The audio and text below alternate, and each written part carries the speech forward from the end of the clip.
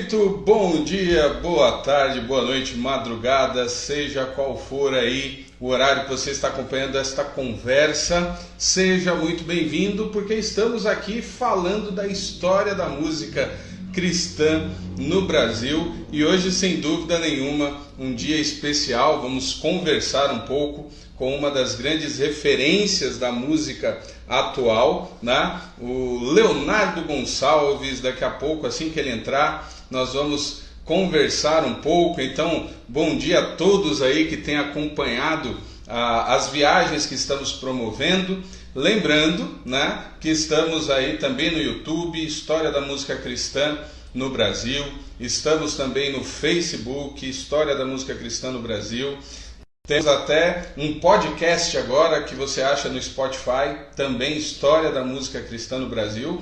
Tudo isso para que o conteúdo fique à disposição, para que você possa conhecer, relembrar, descobrir, entender um pouco dos processos que nos levaram até a musicalidade que desenvolvemos hoje, né? Então, a turma está aqui entrando, esperando para conversarmos um pouco sobre a história da música. Então, estou vendo aqui a turminha fiel, né? Você que entrar aí, né? Aqueles que forem entrando pelo perfil do Leonardo, obviamente, se inscrevam aí na História da Música Cristã. No Instagram é Música Cristã no Brasil, tá bom? Então, gente, segure aí, não é uma live para cantoria, né? Então nós queremos conhecer um pouco a história da música e o objetivo é sempre esse. Então estou vendo a galera aí fiel de todo dia, gente nova, e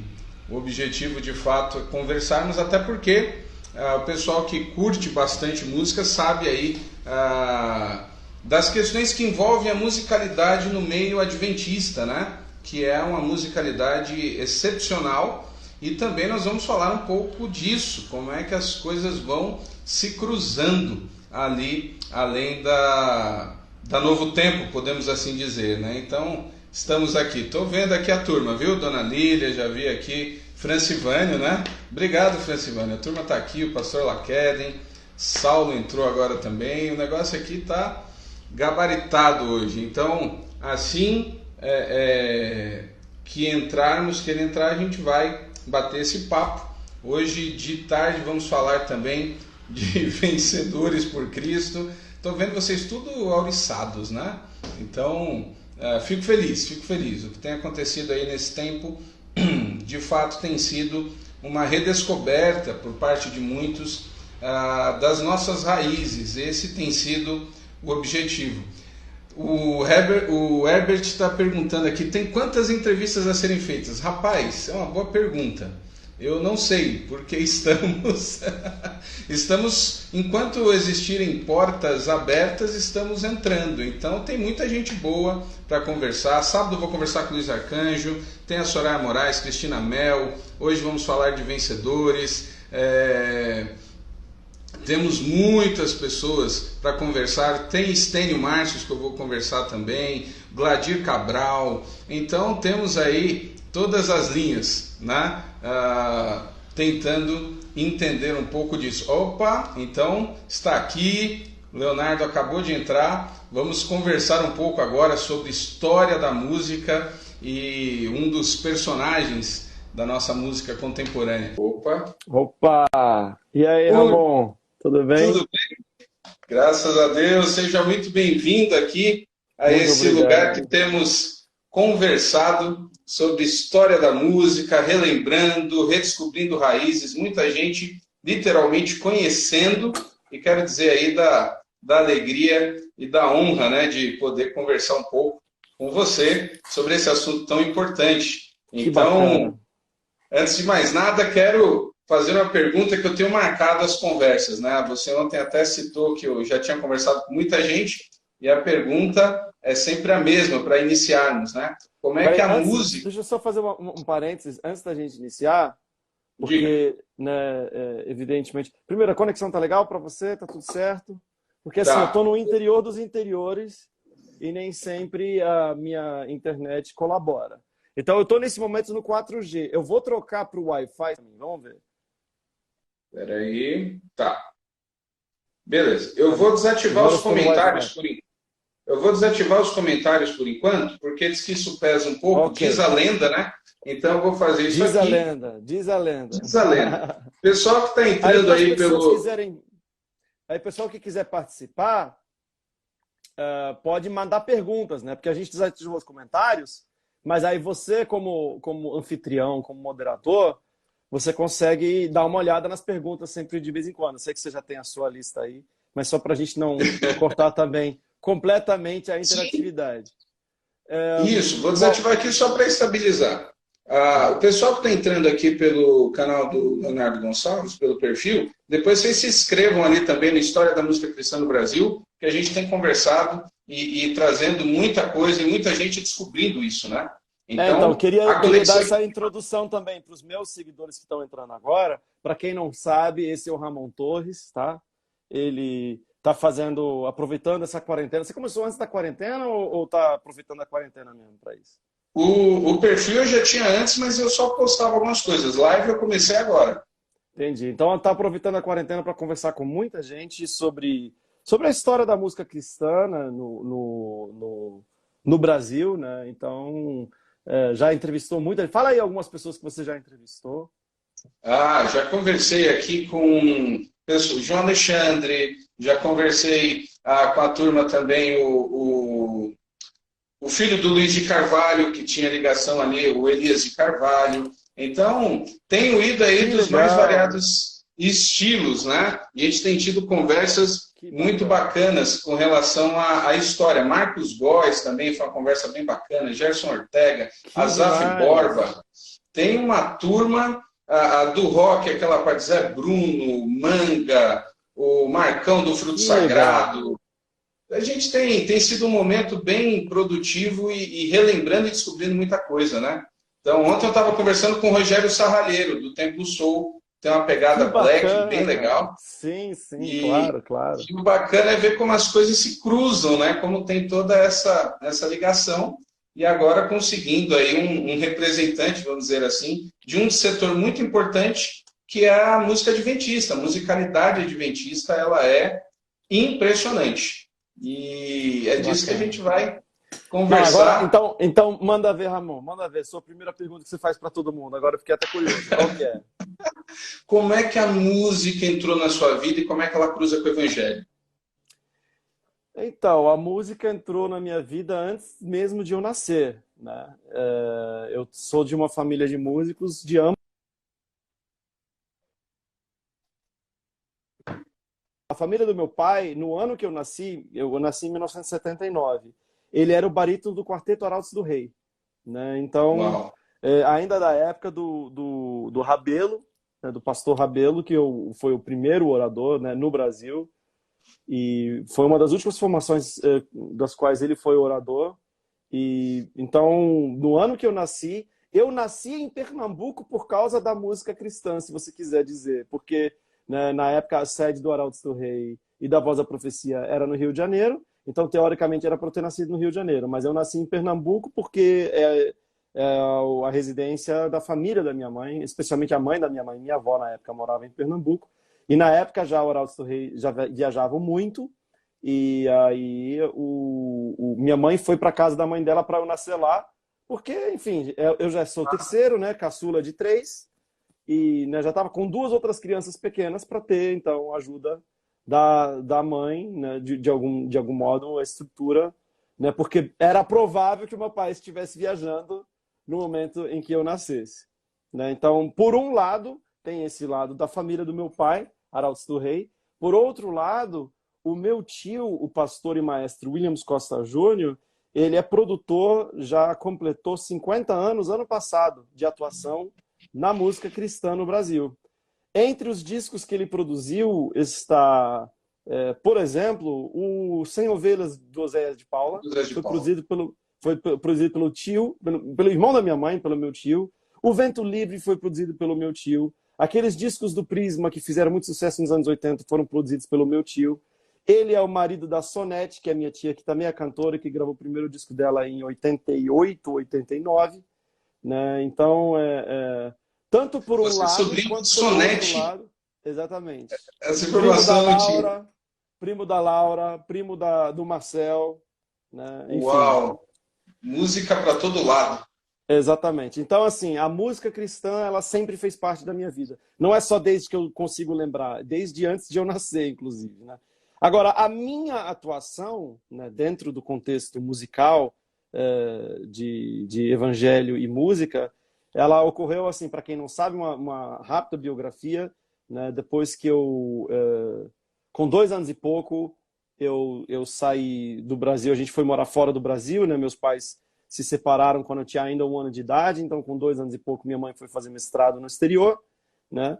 E eu só retornei ao Brasil aos 15 anos de idade. Então, dos 2,5 até os 15 anos de idade, eu não morei no Brasil. Então, a música cristã, especialmente vocal, eu atuando nela, ela só aconteceu depois que eu retornei ao Brasil, porque, naturalmente, a igreja onde eu morava, que eu congregava quando criança, ela era muito pequena, né? Na Alemanha, muito embora seja o país do protestantismo, ou tido como país do protestantismo, né? Fica essa disputa entre a Alemanha e Suíça, mas a igreja que eu cresci tinha 40 membros e 3 jovens. Os 3 jovens basicamente eram meus 2 irmãos e eu. Então, música não fazia muito, assim, música fazia parte os hinos, né? Acompanhados pelo órgão, né? Não era um órgão de tubos, era um órgão pequeno, mas era a música que tinha na igreja em que eu cresci. Quando eu retornei ao Brasil, eu fui morar numa igreja, olha que coisa louca, que mudança, de uma igreja de 40 membros com 3 jovens, eu fui morar numa cidade, eu fui estudar, na verdade, no IASP, no NASP Campus Hortolândia, que é um colégio em regime de internato, onde só no regime de internato tinha 730 adolescentes, né? Então, eu passei a congregar numa igreja que tinha aproximadamente 2.000 membros, 1.500 membros, e tinha um coral infantil, um coral juvenil, um coral de adolescentes e 2 corais jovens, cada um com 120 vozes, né? Então, foi uma mudança bastante radical. E foi ali, então, que eu comecei a atuar, né? Minha primeira memória musical com música cristã, provavelmente é o Vento Livre, né? Porque, muito embora a gente morasse na Alemanha na época, né? O ano é 1985, salvo engano. Em 1985, produziu-se o que, na minha opinião, até hoje é o melhor disco de música cristã em língua portuguesa. E meu tio foi o produtor desse disco. Então a gente recebia as coisas legais que ele produzia, nem todas, né? Nem todas as coisas que ele produzia, mas assim, as coisas mais marcantes que ele produzia, ele mandava uma cópia do vinil pra gente na Alemanha, né? Então essa foi a trilha, meu primeiro contato assim com música, com essa mistura, música cristã, música brasileira, né? A música cristã brasileira entrou na minha vida com o Vento Livre, que tem a participação célebre. Para quem não sabe o que é o Vento Livre, é o Guilherme, é uma cantata dos irmãos Kerr, né? E foi ligado à Igreja Batista. Foi interpretada por 4 homens, né? Montaram, não é bem um quarteto, porque eles cantam em uníssono, no máximo em 2 vozes, na maior parte do tempo. Jorge Camargo, Jorge Heder, Nelson Bumilca e Guilherme Kerr, né? A produção musical foi feita pelo meu tio e tem uma participação especial maravilhosa, que já na época era a minha música preferida, do João Alexandre, na música Tantas Outras Coisas, que é a última a música que fecha o álbum. E também tem uma participação maravilhosa da pianista de jazz Eliane Elias, que participa da faixa título chamada Vento Livre. Exatamente. Inclusive eu conversei, o Jorge Camargo foi um dos que eu conversei também, que eu já fiz essas conversas. E que bacana. Esse marco do início dos anos 80, principalmente na questão da música brasileira, e as próprias produções, tanto de Vencedores como do Morumbi, né? Que é nesse meio ambiente, exatamente, que nasce. E aí, você então, a música na Alemanha, você tinha, a musicalidade alemã, ela te influenciou em alguma coisa? Olha, a gente é fruto do que a gente ouve, né? Então, assim, muitos dos hinos tradicionais que estão no cantor cristão, ou na harpa cristã, ou até mesmo no hinário adventista, eu conheço essas músicas, entre aspas não, né? Eu conheço elas no seu original alemão, né? O Castelo Forte, né? Um hino do próprio Martinho Lutero, né? É um pouco diferente, né? Então, assim, claro que influencia. E eu gosto muito de música barroca de maneira geral. Meu início na música na Alemanha se deu tocando um instrumento barroco. Viola da gamba foi meu primeiro instrumento. Hoje eu não toco mais. Eu ainda tenho instrumento, mas eu não toco mais. Então, assim, não tem como negar que houve uma influência. Mas, assim, no comecinho da década de 90, eu fui ao meu primeiro concerto de música gospel, ou show de música gospel, não sei que palavra vocês preferem usar, e era uma banda, não sei se dá para chamar uma banda de rock, era uma banda bem com características assim, bem final dos anos 80, começo dos anos 90, né? E muita juventude e tal, e na época até, né? Mesmo na Alemanha existia essa questão do escândalo, isso é uma coisa diferente. Não, na verdade, antes dessa banda tinha uma outra cantata que foi apresentada que também me marcou. Então, assim, eu tive uma infância assim, não posso dizer que eu não tive nenhum contato com música contemporânea cristã, né? Porque inclusive, eu prefiro o termo música contemporânea cristã do que música gospel. Música gospel, para mim, é o gospel music dos Estados Unidos, né, que é feito pelos negros americanos, né? Tem uma raiz muito no negro spiritual, etc. Então, o termo que eu prefiro... Na verdade, música religiosa, música de cunho religioso é o termo que eu prefiro porque é menos excludente ainda, mas engloba mais coisas. Então, eu tive 2 ou 3 contatos com isso, sim, na minha infância, né? Mas de fato, meu contato começou aqui no Brasil. Né? Então, olha só, assim, tentando, né? Seu pai, Arautos do Rei, para quem não sabe, Arautos do Rei, acho que o primeiro grupo musical adventista a gravar talvez tenha sido a ligação da Igreja Adventista com Arautos do Rei, ela é algo ali, eles começam os primeiros discos lá atrás, é bem antigo. Sim, acho que o primeiro disco é ainda a década, ou começo da década de 60, ou final da década de 50. Né? Exatamente. Então, realmente... Eu acho que foram até algumas das primeiras coisas produzidas de música cristã no Brasil, de modo geral. Eu sei que o programa Voz da Profecia foi o primeiro programa de rádio cristão evangélico, né? Protestante evangélico, como quiser chamar. Não católico, tá? Cristão não católico. Sim. O primeiro programa de rádio definitivamente foi a Voz da Profecia, né? Com o pastor Rabelo. No álbum de 50 anos do Arautos, que é uma coisa assim impressionante, eles fazem até um popurrí ali daquela primeira música, né? Que é de Estar na Alvorada. Isso, é muito bacana. Então você vem com essa herança, você vai para a Alemanha, você tem contato, do mesmo tempo que você tem a música adventista, toda a estética, todo o estilo, você também tem contato com essas produções do Vento Livre, essa geração do João Alexandre, ligada a Vencedores, e aí você volta para o Brasil, num ambiente agora absurdamente musical. O IASP, no meio adventista, também é algo assim impressionante. Eu lembro dos discos do coral IASP, inclusive de jovens, sim, a musicalidade. E você nesse meio, no início da adolescência, como é que fica, como é que junta tudo isso? Cara, eu faço umas piadinhas, eu tiro um pouco um sarro, né? Porque assim, a música naquele colégio ela era tão valorizada, né? Muito antes de existir Glee, era um colégio Glee, entendeu? Era uma coisa assim, levava-se a sério assim, em demasia. Eu realmente tiro um pouco um sarro, tipo, sabe aqueles filmes de high school americano? Então, a galera que cantava era o time de futebol americano, entendeu? Que era a galerinha, que tinha uma mesa especial, que sentava, enfim, era uma coisa meio bastante excludente. E assim, na época era o epicentro, a gente está gostando agora da palavra epicentro por causa da pandemia. Sim. Mas era o epicentro da música adventista no Brasil, por causa do Lineu Soares, né? Lineu Soares era o diretor musical, diretor do conservatório e o maestro do Coral Jovem do IASP e do grupo Tom de Vida. Eu sei que no meio evangélico as pessoas conhecem muito mais o grupo Prisma do que o grupo Tom de Vida, mas a essa altura do campeonato, quando eu cheguei no IASP, no meio adventista, o grupo Tom de Vida era o grupo. Não era Não era mais para o meio adventista.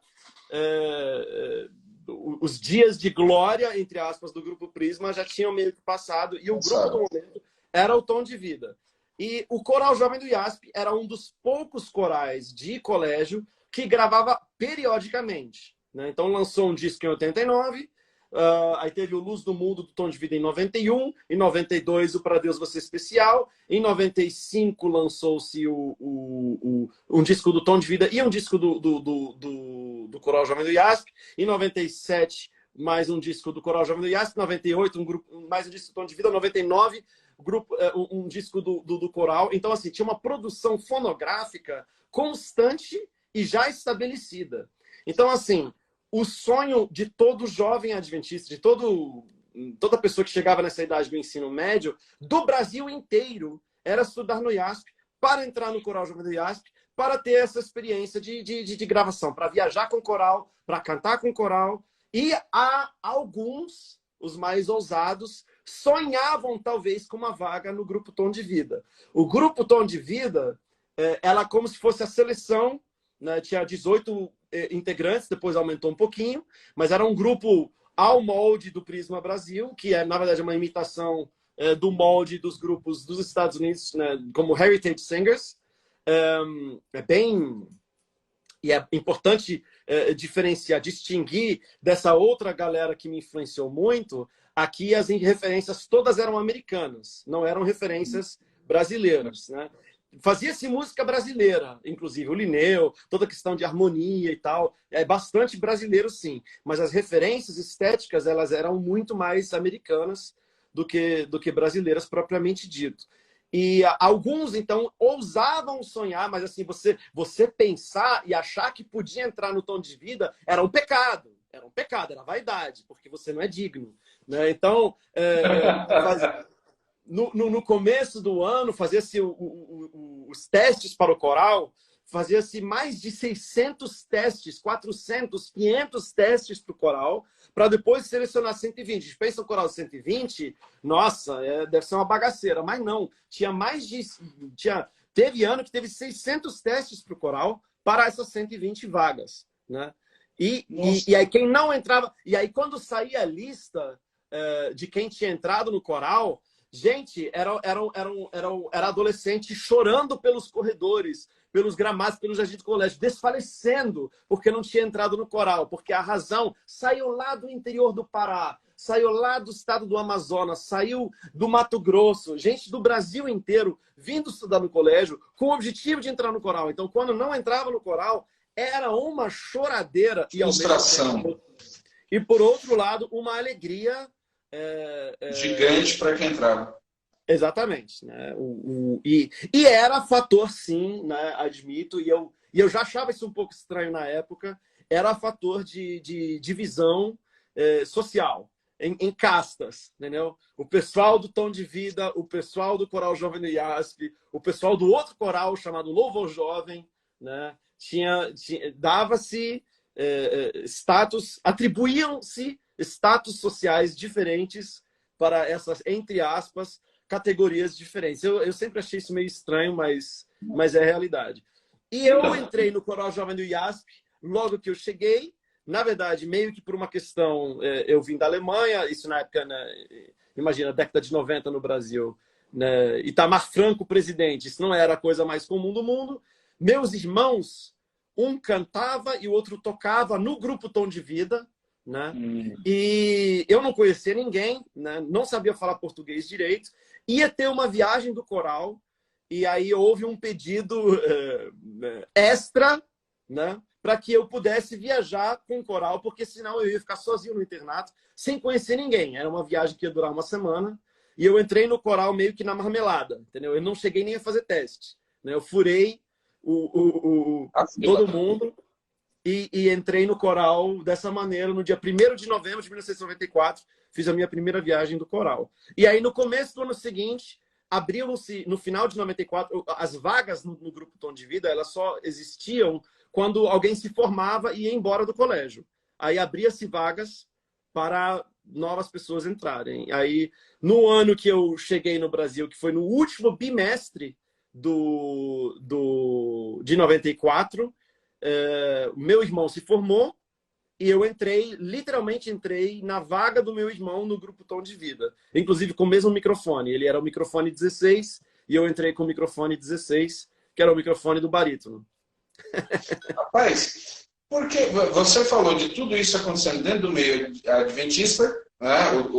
Esses grupos, era isso que acontecia dentro. Fora nós tínhamos ainda o Prisma muito forte, nós tínhamos também ali Grupo Integração, Projetarte, Alessandra Samadello, que talvez desse estilo mais contemporâneo, ela tenha sido a primeira a se destacar fora ali do ambiente. Estou te falando da visão de quem está fora, né? Sem sombra de dúvidas. A Alessandra teve várias oportunidades, né, de fazer o crossover, que a gente chama, para o meio... Ela ficou conhecida no meio cristão. Quer dizer, depois, assim, primeiro Arautos do Rei, depois Prisma Brasil, e como consequência até do Prisma Brasil, que foi onde ela começou, né, o Discípulo Teu, que foi o disco de maior sucesso do Prisma Brasil, né, já tinha uma Alessandra Samadello com 17 anos, cantando aqueles solos lindíssimos, Um de Nós. Enfim, ela teve 3 solos naquele disco. E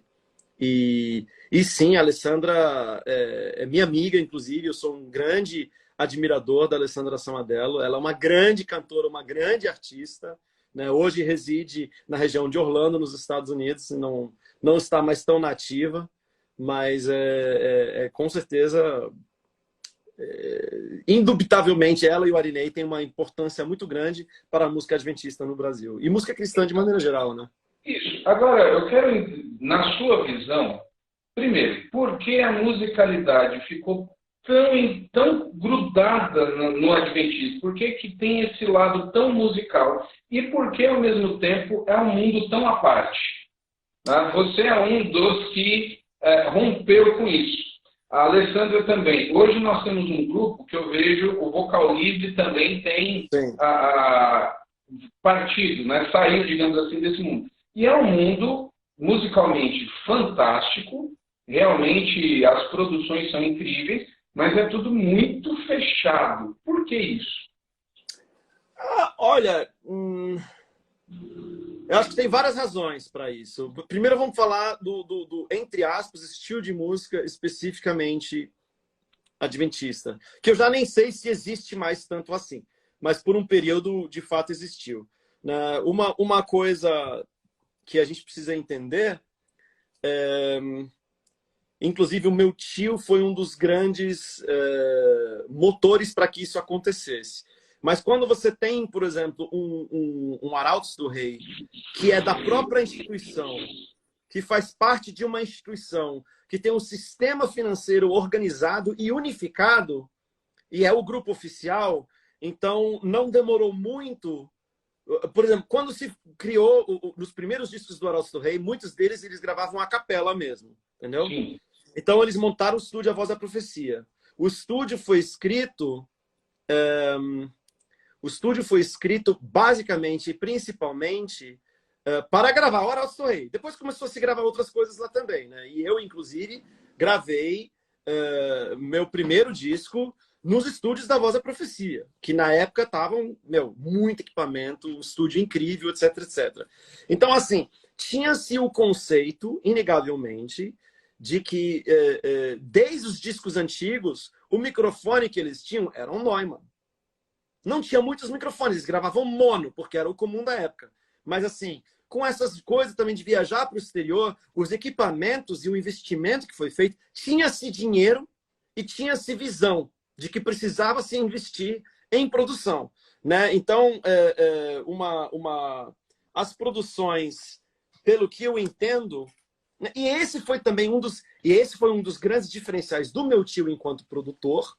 E foi um dos grandes diferenciais daquele disco Sem Ovelhas do Zé de Paula. Foi um disco de orquestra. E orquestra de verdade. E isso foi uma coisa que meu tio empurrou. Com certeza não foi a gravadora do Oséias, não foi o Oséias que teve essa ideia. Esse negócio de colocar orquestra. O Vento Livre. Vento Livre teve orquestra. Entendeu? Por quê? Porque era uma coisa. O meu tio tinha formação, né? Como regente, como maestro. Ele escrevia orquestrações incríveis. Ele achava que era esse tipo de produção era bom, para carregar a mensagem, e ele forçava a barra, né? Então, por exemplo, o disco do Arautos do Rei que mais vendeu foi o disco que ele produziu em 1991, né? Isso antes, né? Sem contar os 50 anos. Os 50 anos foi o maior sucesso comercial do Arautos do Rei, foi o DVD dos 50 anos. Mas até então, o disco de maior sucesso foi um chamado Em Nome de Jesus, que o Costa Júnior conseguiu convencer a administração a levar o Arautos do Rei e a equipe para Los Angeles. O disco inteiro foi gravado em Los Angeles. Entendeu? Então, a orquestra foi gravada no Martin Sound. Martin Sound é um estúdio que tem uma coleção de 104 microfones valvulados. É uma sala... Eu gravei no Martin Sound também no meu primeiro disco. O Martin Sound tinha um engenheiro chamado Shawn Michael, que foi o inventor dos Flying Faders, que depois foi patenteado pela Neve, que é uma tecnologia... Enfim, era um estúdio de ponta nos Estados Unidos, mas que tinha um excelente custo-benefício, que meu tio desbravou essas coisas. O disco do Prisma Brasil, Em Nome de Jesus, foi integralmente gravado e mixado nesse estúdio Martin Sound. O disco de 91, Em Nome de Jesus, foi integralmente gravado. Então, essas coisas, o conceito que ainda se usava muito, que ainda se tinha muito, na década de 80, não apenas na música cristã, mas de maneira geral, por exemplo, no cinema brasileiro, era o famoso uma ideia na cabeça, uma câmera na mão. Né? Uhum. Então, assim, não se valorizava tanto produção e qualidade de produção, investimento em produção. Era mais uma ideia original, entendeu? E já desde o começo, praticamente, desde a década de 70, ou até mesmo antes, com Arautos do Rei, entendia-se, por causa dessa influência também americana dos Estados Unidos, né, de que produção era algo extremamente importante, você investir.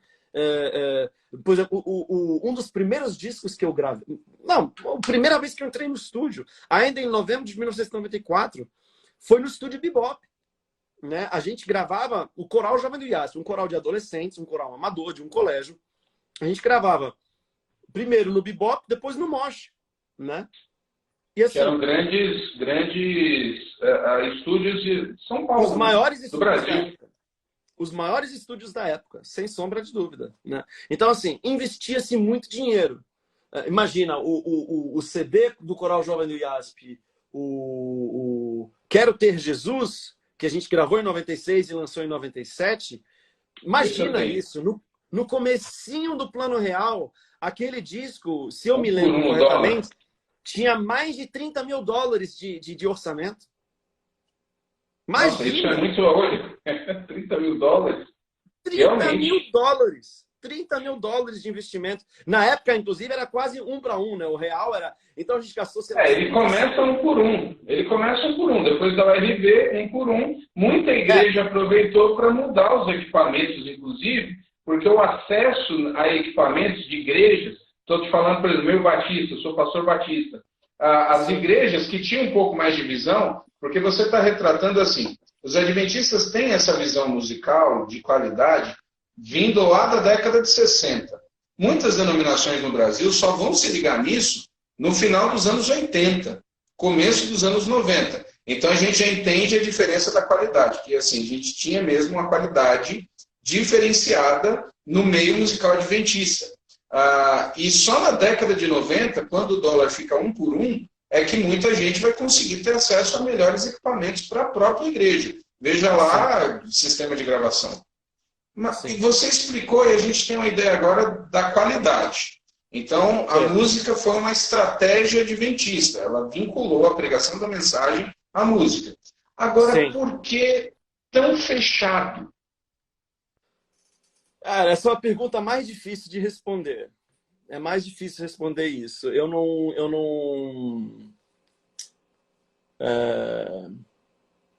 não sei.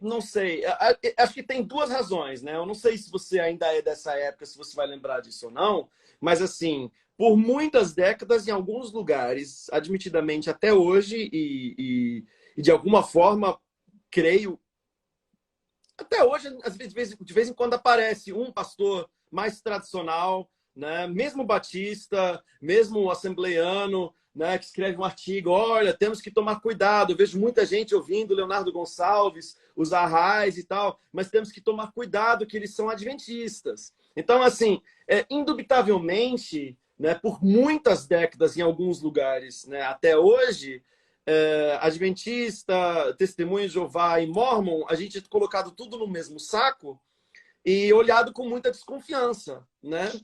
E, então, por um lado tem isso. E eu acho que como isso aconteceu por tanto tempo, também gerou por outro lado, os próprios adventistas se isolarem um pouco. Então, bom, não querem saber da gente, a gente também não quer se misturar, né? Existe também um pouco uma ideia no meio adventista, né, de que a gente não pode se misturar, né? Existem adventistas mais conservadores e mais tradicionais, né, que pensam... Não é, evidentemente, o meu caso, mas existe adventista que pensa, por exemplo, que na verdade, eu vou contar da seguinte maneira, uma piada adventista que a gente conta pra gente mesmo, que é assim... depois, né, na Nova Jerusalém, né, Jesus está fazendo um tour com um grupo ali e tal, e fala assim, olha, aqui é o mar de cristal, olha ali a árvore da vida e tal.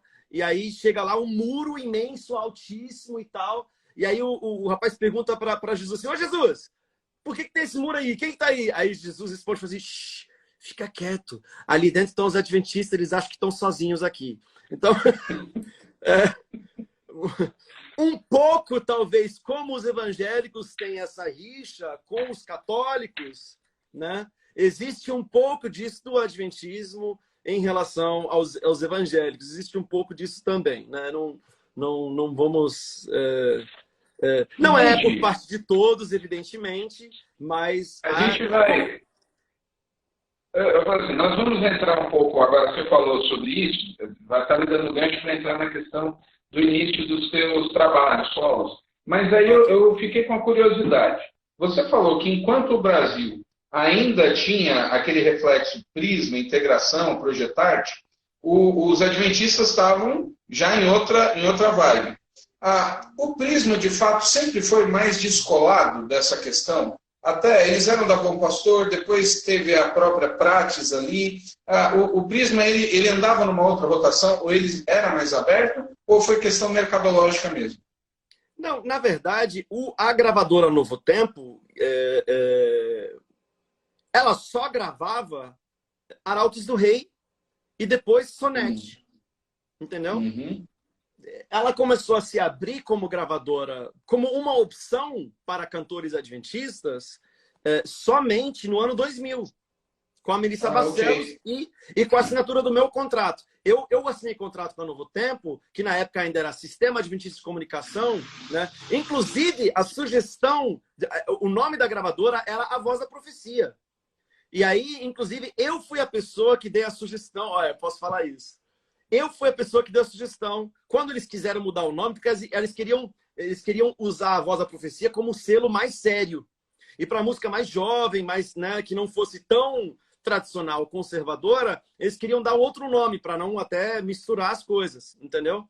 E aí eu sugeri, falei, gente, a gente já tem as rádios Novo Tempo, chama de gravadora Novo Tempo. O nome já está aí, o nome é excelente, o nome bom, né? Vamos usar esse nome. E aí virou gravadora Novo Tempo, inclusive como sugestão minha. Né? Olha só. E depois virou TV Novo Tempo, como consequência que virou gravadora Novo Tempo, para unificar a questão da marca, né, em si. Então, o Prisma gravou os núcleos de produção que se tinha na época eram os colégios. Entendeu? Por quê? Porque quem tinha dinheiro para investir? A escola. Entendeu? Então, a gravadora Novo Tempo ela não existia como uma gravadora. Então, não é que o Prisma Brasil andou por fora disso. O Prisma Brasil teve a sorte de ser conhecido fora... Porque isso é uma coisa muito louca, né? As pessoas às vezes chegam para mim e perguntam, Léo, como é que você fez para ser conhecido no meio gospel? Gente, eu não fiz nada. Aconteceu. Entendeu? A música Getsemane, a Rede Super pegou a música Getsemane e fizeram um clipe, Samuel Misrai fez um clipe da música com cenas da morte de Jesus. Aquilo começou a rodar. Aquilo começou a rodar na Rede Super, que aí começou a tocar nas rádios em Belo Horizonte, que chegou na nossa rádio, levou para rede nossa rádio e começou a tocar no Brasil inteiro. Não foi algo que eu fiz, né? Isso, por que os adventistas são tão fechados? Eu falei, gente, a gente não escolhe nosso público, né? A gente não escolhe nosso público. Agora, de fato, existe uma rede adventista de comunicação que na época que eu lancei, por exemplo, meu primeiro disco, a gente tinha 18 rádios espalhadas pelo Brasil, entendeu? Então a gente tinha nossa distribuição. Nas cidades que tinha Rádio Novo Tempo, pessoas que não eram adventistas conheciam as nossas músicas. Por quê? Porque nessa época, ainda a gente está falando na segunda metade da década de 90, não tinha tantas rádios evangélicas no país, certo? Verdade. Então, certo. quando tinha, nas cidades que tinha Rádio Novo Tempo, normalmente era a única rádio evangélica da cidade. Então, as pessoas evangélicas ouviam essa rádio. E acabavam conhecendo música adventista também. E não só as rádios, mas o programa, mesmo cidades que não tinham a rádio adventista, tinham o programa A Voz da Profecia, que tinha participação musical, e que você tem. Então, eu fui pastor no interior do Piauí. Mas no programa Voz da Profecia, a única participação musical era do Arautos do Rei. Do Arautos do Rei. Por isso, inclusive, que Arautos do Rei é tão conhecido. Porque muito mais... Então, assim, é uma questão de divulgação. A música adventista, ela era divulgada, de fato, apenas nos meios e nos canais adventistas. Entendeu? Hoje a gente tem uma TV Novo Tempo, que está na Sky, que está na Claro TV. Excelente, inclusive. A qualidade de produção é um destaque. Mas eu ia te falar, já no meio dos anos 90, então no começo dos anos 2000, eu fui pastor no interior do Piauí, numa cidade chamada Curimatá. Tem gente aqui, cidade de 10 mil habitantes. Lá tinha uma igreja adventista. E a rádio comunitária, a igreja adventista, assim como a igreja batista, elas têm programa. E nesse programa, obviamente, era meia hora da Voz da Profecia, meia hora de músicas adventistas que rodavam. Agora, tem um detalhe nisso que você está colocando. No final dos anos, eu sempre gostei muito de música, então eu trabalhei em Vencedores, depois eu fui trabalhar na Aliança, que é a Musili. Claro!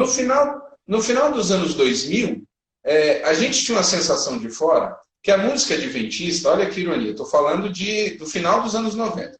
A música adventista tinha ficado, ela que era tão boa em qualidade, no final dos anos 90, início dos anos 2000, parecia que tudo era muito igual.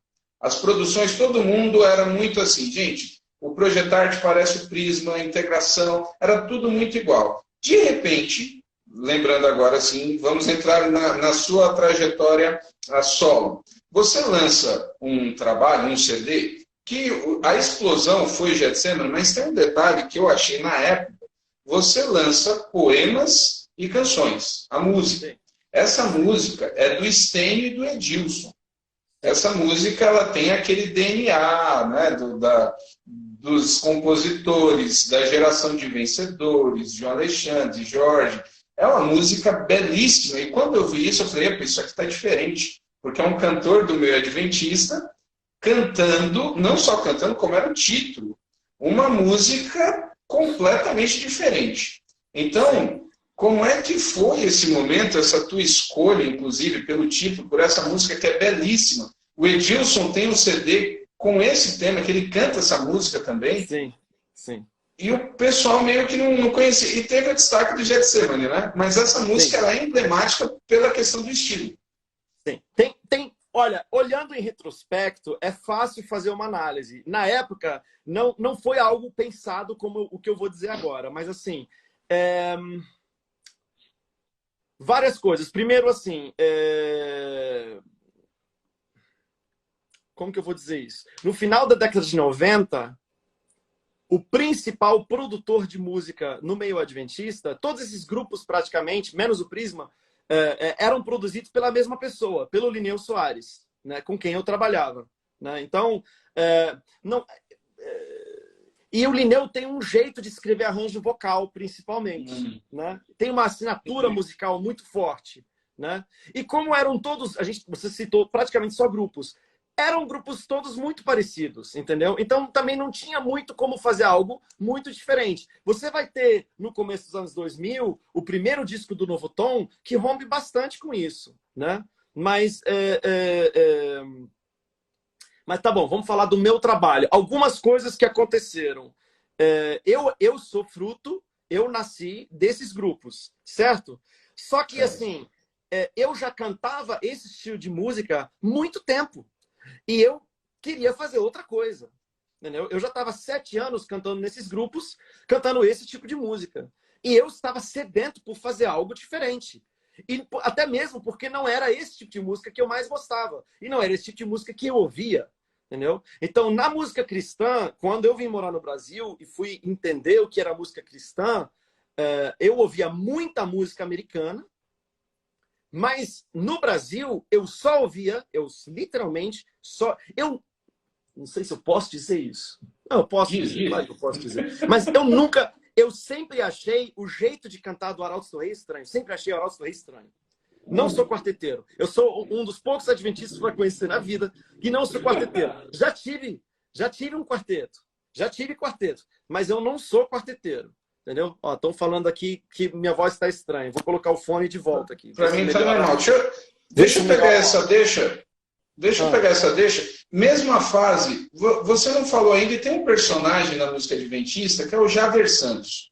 Sim. Que ele tem uma relação com o Prisma e com o Arautos. O Arautos, ele tem na metade dos anos 90, ele vai ter um lance, eu vou usar essa expressão, mais pop.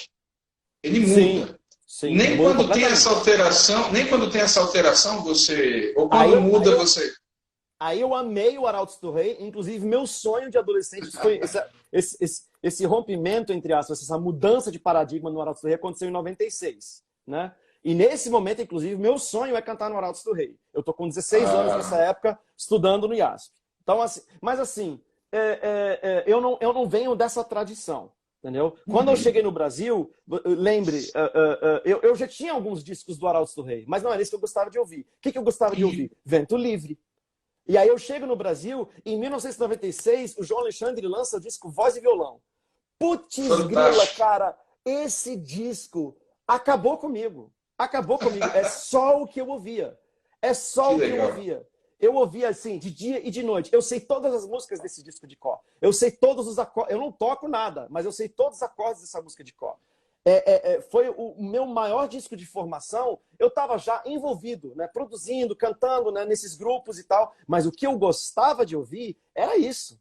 E eu lembro a primeira vez que eu vi poemas e canções. A gente precisa entender, quem está assistindo, você precisa entender que a gente está falando de uma época que sequer existia a internet. A gente não tinha internet. Não existia internet. Inclusive, que me perdoe, Edilson, que me perdoe, Stênio, mas se você for ouvir com atenção poemas e canções que eu gravei, eu errei a letra. Porque eu não tinha o disco. Eu não tinha o disco. Eu tinha a partitura que alguém transcreveu. Entendeu? E a pessoa transcreveu errado. Então, a letra não é um grave erro, tá? Como que é? Poemas e canções. Adeus seja dos pedidos com toda a maestria e ardente sentimento. O verso em... Não, ardente sentimento. Gente, esqueci a letra, poemas e canções agora. Bom, deixa pra lá.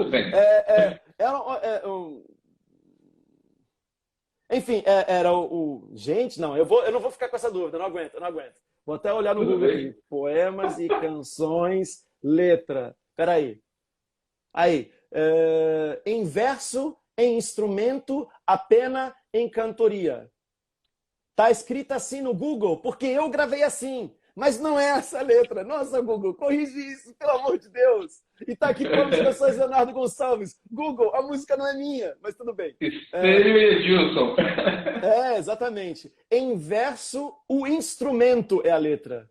E a pena em cantoria.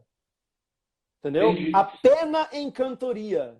Não tem essa vírgula, a pena, vírgula, em cantoria. Eu cantei assim, mas a letra não é assim, né? Em verso, o instrumento. Ou seja, é uma mistura. O instrumento em verso e a pena em cantoria, né? Mas eu não... Entendi. Você comentou do Voz e Violão, você falou que era uma época. O Voz e Violão foi gravado no estúdio Koinonia, do Daniel Choi, na sede de Vencedores, que era no Brooklyn. Sem brincadeira, o estúdio era uma sala minúscula. E eu, na época, o CD, ele saiu, acho que no começo de 97. Eu lembro que eu comecei a ver o João Alexandre... 96, né? Eu lembro que eu comecei a ver o João Alexandre, foi o primeiro ano que eu entrei em Vencedores, eu entrei como office boy lá. E eu comecei a ver o João Alexandre porque eu tinha aquele Simplesmente João, da Gospel Records. Eu era super fã do João já. Maravilhoso, ali, né? maravilhoso. E ele começou a ir todo dia, eu falei, cara, o que ele está fazendo? Aí ele está gravando o CD novo dele. E ele comentava das músicas, literalmente, ele o violão, mas num estúdio minúsculo, realmente, foi Vencedores que distribuiu. E o resultado é um divisor na vida do próprio João Alexandre, na carreira musical dele, né? Mas é que tem o detalhe, enquanto a igreja adventista tinha dinheiro e investia, quando você não tem dinheiro, o que você faz? Você simplifica. Uhum. Muito simples. Você não tem dinheiro para fazer uma grande produção. Ué, então faz uma pequena produção bem feita. E como que você vai fazer isso? Diminuindo a quantidade de elementos. Quanto menos elementos... Todo mundo sabe disso. Na engenharia de som, quanto menos elementos, mais fácil você chegar a um bom resultado, né? Deixa eu te fazer uma pergunta importante agora. Eu estou olhando o tempo aqui e nós nem entramos em Getsemane. Você pode estender um pouquinho, uns 10, 15 minutos? Pode? Não, beleza. Vamos embora. Então tá bom. Deixa eu tentar fazer minha análise do porquê que o meu disco soa tão diferente. Então, assim, o que eu amava ouvir? E eu acho que essa mistura, esse caldeirão de mistura, que vai fazer a diferença, que vai... E não foi planejado, mas foi o que aconteceu. Então, eu estava sedento por fazer algo diferente do que eu já vinha fazendo dentro do meio adventista. Certo? Eu gostava dessa música brasileira, mas minhas referências vocais todas são extremamente americanas, inclusive de negros americanos. No entanto, eu sou branco. Então, assim, você mistura isso. Eu tô cantando, entre aspas, como se fosse um Brian McKnight, mas uma música brasileiríssima, como Poemas e Canções ou como Coração. Entendeu? Coração tem essa pegada meio diavanística, né? Que foi no acústico que o João Alexandre gravou. Aí eu falei, nossa, tem uma pegada diavanística essa música. Eu chamei a banda do Djavan para gravar essa música. É o Carlos Bala, é o João Castilho na guitarra. Né? Então, eu tinha condições de fazer isso. O estúdio da gravadora Novo Tempo, na época não tinha nem esse nome, o estúdio A Voz da Profecia, era um estúdio incrível. A gente tem essa mistura. Quando eu apresentei o repertório que eu escolhi o repertório sozinho. Quando fui mostrar... e tem uma outra coisa. Nessa época, a grande maioria das produções no meio adventista eram feitas pelo Lineu Soares. Eu escolhi para produzir meu disco o meu tio, Williams Costa Júnior, que fazia tempo que não produzia. Meu tio, na época, ele era diretor de TV. E ele era tido, por muitos do meio adventista, ele era tido como ultrapassado. Porque as pessoas tinham como referência, as últimas coisas que ele produziu no meio adventista eram os discos da Sonete, que eram mais tradicionais, e era o disco do Arautos do Rei que ele tinha produzido. Então fazia tempo que houve um hiato de produção dele, e como ele era meu tio, eu falei, não, eu quero que ele produza. Eu conhecia a metodologia dele de produzir, e inclusive para ele foi muito interessante, porque passaram a olhar para ele diferente depois que ele produziu meu disco. Entendeu? Nossa, ele fez uma coisa mais moderna, que não tem absolutamente nada a ver. Meu tio produz qualquer estilo, um exímio produtor, ele não tem isso com ele, de maneira alguma. Né? Então, e eu sabia disso pela minha convivência com ele, pelas conversas que a gente tinha, etc, etc. Então você junta um produtor que, desculpa, Costa Júnior tem a mão de ouro, cara. Osés de Paula Sem Ovelhas, Vento Livre, Discípulo Teu, Em Nome de Jesus do Arautos do Rei, os discos da Sonete, o Integração Júnior, aquele Grande Alegria, Grande Alegria, produzido pelo meu tio. Cara, ele tem a mão de ouro, bicho. E eu dei essa sorte de nascer nessa família. Ele produziu o Projetarte também? O Segredo? Não, Projetarte sempre foi o Lineu. Porque o Lineu, inclusive, Lineu é cunhado do diretor do Projetarte. O Segredo... da esposa do Lineu. O Segredo é um álbum que se destacou bastante também na época. Sim. Né? Mas, por exemplo, as primeiras produções... Isso é uma coisa também pouco falada, eu posso falar isso.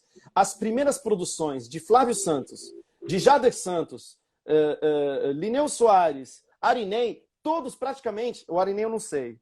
Mas todos praticamente foram alunos do meu tio. Entendeu? Ele foi professor deles. Então, por exemplo... o primeiro disco que o Linneu produziu, que é o Alegrai-vos no Senhor do Coral Jovem de Gaspar, meu tio produziu com ele e o Linneu foi coprodutor. Entendeu? Então, assim, meu tio produzia junto o primeiro disco, dava o caminho das pedras, criava-se uma metodologia, um pensamento, e depois todo mundo andava sozinho. Que foi exatamente o que ele fez comigo. O Poemas e Canções ele produziu comigo. Todos os outros discos eu produzi sozinho. Entendeu? Mas, sem sombra de dúvidas, você tem a junção. Williams Costa Júnior com A Mão de Ouro. Um repertório que eu escolhi, e quando eu mostrei meu repertório pro meu tio, ele falou assim, Léo, você está arriscando. Todo mundo está esperando um disco assim. Todo mundo está esperando um disco mais jovem. Imagina, eu tinha 20 anos de idade. Imagina um cantor de 20 anos de idade. Chega numa gravadora, todo mundo espera um disco para um público adolescente, para um público jovem, certo? Uhum. Eu fiz um disco já, do ponto de vista de repertório, né? Você pode gostar ou não, mas do ponto de vista de repertório, o CD Poemas e Canções é um disco adulto. Você não disse que é um disco para público jovem, entendeu? É um disco adulto. Então, eu escolhi um repertório adulto e falei assim, cara, você é novo, você está arriscando, você já tem um público por causa do Grupo Tom de Vida, por causa do Grupo Novo Tom, você está traindo o público que você já tem. E eu lembro de responder claramente, falar assim, não, para mim é isso que eu quero. O que eu gosto é isso, o que eu quero é isso. Nós vamos então, entrar aqui, eu estou dizendo assim, vou fazer o seguinte, a gente vai entrar em Getsemane, na música, porque ela é um mar, e eu queria que você falasse um pouquinho disso. Então, assim, eu vou encerrar essa, pra gente, porque pelo tempo aqui você vai começar a Getsemane e eu vou ter que derrubar. Então, a gente vai conversar. Pessoal que entrou aqui pelo perfil do Leonardo, inscrevam-se aí na História da Música Cristã no Brasil, na Música Cristã no Brasil. E essa live eu salvo, eu coloco ela no Facebook do mesmo nome, História da Música Cristã no Brasil. No YouTube tem lá do mesmo nome, História da Música Cristã no Brasil. E no Spotify, podcast. Eu vou transformar isso aqui em podcast e vou colocar lá depois. Então não vai ter dificuldade nenhuma em achar. Tem muita gente fazendo live bacana, mas o pessoal não salva, né? E aí os conteúdos estão se perdendo. Eu estou salvando tudo aqui. Você faz tudo isso, tem toda essa questão do repertório, tem a música que a gente já destacou, que é um diferencial, e de repente estoura Getsemane. Como é que é a história, assim? Primeiro da composição e como é que e quando ela começa a estourar, o que é que você vê, o que acontece? Então, tem essa, a gente estava terminando de falar, né? Esse disco Poemas e Canções, ele tem essa mistura de fatores diferentes. Né? Tem a minha identidade vocal, que absolutamente não é brasileira. Mesmo quando eu comecei a cantar, as minhas referências vocais nunca foram brasileiras. Né? Eu amava o jeito do João cantar, mas eu sabia que não tinha a ver comigo. Eu amava o jeito do Vento Livre, né? Esse jeito mais brasileiro de cantar, mas a minha referência vocal, mesmo antes de começar a cantar, foi o Take Six. Né? Take Six foi minha grande referência vocal. Né? Eu lembro quando eu ouvi Take Six pela primeira vez, em 1991, com 10, 11 anos de idade. Né? E aí eu lembro quando eu comecei a cantar, as minhas referências vocais realmente eram todas americanas. Né? Então, assim, nos meus primeiros anos cantando, era o Daryl Coley, era o Take Six, era o Boyz II Men, a Mariah Carey... Quarteto, Boyz II Men quarteto. Mas não é o quarteto nos moldes Garotos do Rei, né? Outro quarteto. Verdade. E depois o Brian McKnight. Então, assim, o que acontece na música Getsemane? Getsemane, como eu era, né, vocalmente, o que eu mais gostava de ouvir, o que eu treinava, o que eu estudava para cantar, era realmente esse estilo negro spiritual de cantar, ok? E aí surgiu a Raiz Coral no começo do ano 2000. No terceiro ensaio da existência do Raiz Coral, porque literalmente o SAS e o Scooby, eles saíram batendo na casa das pessoas que eles sabiam que cantavam, de todas as denominações, que gostavam de cantar nesse estilo, porque existia muito pouca gente que cantava nesse estilo. Entendeu? No terceiro encontro do Raiz Coral, eu já estava lá. Eu já tinha alguém infiltrado que me falou, tá tendo coral assim. Eu já conheci o SAS é adventista, né, para quem não sabe. Então eu já acompanho, inclusive no 10 anos de vida, eu faço o mesmo melisma que o SAS fez no Black Singers um ano anterior. Era a minha homenagem a ele, porque para mim ele era o meu guru. O SAS era o meu guru vocal. Então, ele fez um melisma no final da música I Feel Good, que eles gravaram em inglês, né, a capela, no Black Singers, que foi lançado em 98. Em 99, quando eu fui participar, eu repliquei exatamente o mesmo melisma, com uma citação e uma homenagem a ele. Que, isso, claro, ninguém entendeu, né? Mas, enfim. Mas foi nesse espírito. Então, assim, eu já ouvia Kirk Franklin. mesmo antes de conhecer a Raiz Coral, eu já ouvia Kirk Franklin, eu já ouvia Fred Hammond, eu já ouvia Tony, eu já ouvia um monte de coisa que não tinha chegado ainda no Brasil. Então, mas vamos tentar do começo. Do começo, quando eu conheci a música Getsemane, a música Getsemane do Clayton Sheffer, um enfermeiro com grandes composições. E eu conheci a música, não foi através dele. Eu estava no IAP, que era outro colégio adventista, tinha o IASP e tinha o IAP. E o Silmar Correia, que era o maestro de lá, estava com essa música meio que engavetada já fazia uns 3 anos. E aí ele me mostrou. No Getsemane foi que meu Jesus... Oh. E eu falei, meu Deus, meu Deus, meu Deus, que música linda. E meu gosto musical não é muito pop. Eu gosto das coisas alternativas. Eu gosto de poemas e canções, gosto de música mais difícil. Quando eu gosto de uma música simples, eu já fico com a orelha em pé. Na época eu já tinha essa consciência. Falei, caraca, o que eu gostava? Eu gostava de um Alexandre, eu gostava dessas coisas que não são tão comerciais assim, né? São mais, tem um refinamento, melodicamente são mais difíceis e tal. Então, quando eu gosto de uma coisa simples, eu falo assim, opa, tem alguma coisa aqui. Tem alguma coisa aqui. Né? Porque eu só gravo música que eu amo, de paixão. Entendeu? Então, quando eu gosto muito de uma música e ela é comercial, eu fico assim, com o olho assim, grandão, assim, falei, caraca, eu preciso dessa música, eu preciso. Eu nem tinha contrato nessa época, não tinha nem plano de gravar disco, mas eu fiquei com aquilo na cabeça e falei, mano, se um dia eu gravar um disco, eu tenho que gravar essa música. Vamos ver se ele vai gravar ou não. Não gravou, o tempo passou, veio o convite para gravar um disco, assinei contrato com a gravadora Novo Tempo, etc, etc. E aí eu fui atrás do repertório, juntando meu repertório, aí eu liguei pro Silmar. Silmar, aquela música lá, Getsemane, você vai querer gravar ou não? Porque você tá com ela já faz 3 anos. A música ele compôs, sei lá, em 95, 96. Você tá com ela há um tempão. E aí, vai gravar ou não vai gravar? Aí eu falei assim, cara, eu quero gravar, mas... Por que você está perguntando? Fala, porque eu queria essa música. Né? Porque isso é uma coisa que as pessoas esquecem. O que faz, o mais importante na vida de um cantor não é a voz, não é o rosto, não é a imagem, não é o comportamento das redes sociais, é a canção. Né? O que faz sucesso é a música. Né? O bem mais valioso que existe é a canção. Não tem dúvida. Eu sempre entendi isso. Né? E aí eu falei, cara, eu quero gravar essa música. Mas eu não quero passar por cima de você. Eu não vou falar com o Clayton sem falar com você. Né? Tô falando com você primeiro. Eu falei, cara, se você quiser gravar, você grava de um jeito, eu gravo de outro jeito. Não tem problema, nós dois podemos gravar essa música. Inclusive, muito obrigado, Silmar, por ter essa visão.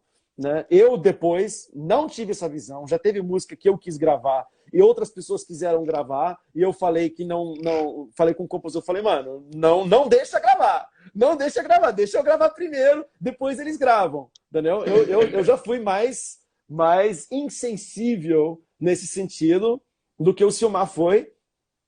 O Silmar, né, liberou a música para mim, aí eu falei com o Clayton. Na verdade, eu falei primeiro com o Clayton. Eu falei com o Clayton, tem uma música sua que tá na mão do Silmar.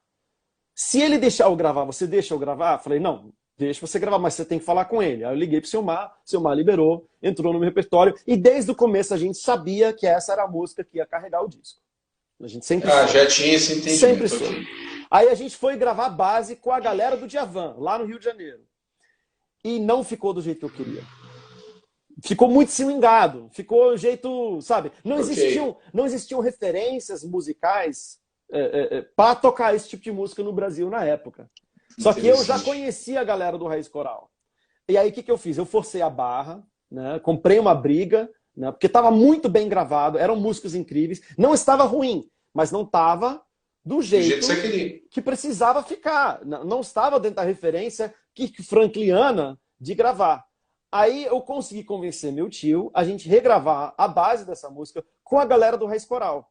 Só que essa galera, eles não tinham... Meu tio ficou meio assim, falei, Léo, você tem certeza? Você tem certeza? Porque assim, a gente levou essa galera do Raiz Coral que assim, não tinha a mesma qualidade de instrumentos, não tinha experiência em estúdio, não tinha um monte de coisa que né, o padrão do disco estava e a gente levou essa galera para o melhor estúdio de São Paulo na época, que era o Bebop, para eles gravarem lá. E aí eles regravaram essa música e Não Preciso Mais Temer. São as duas músicas que eu não tinha gostado o jeito que tinha ficado, né?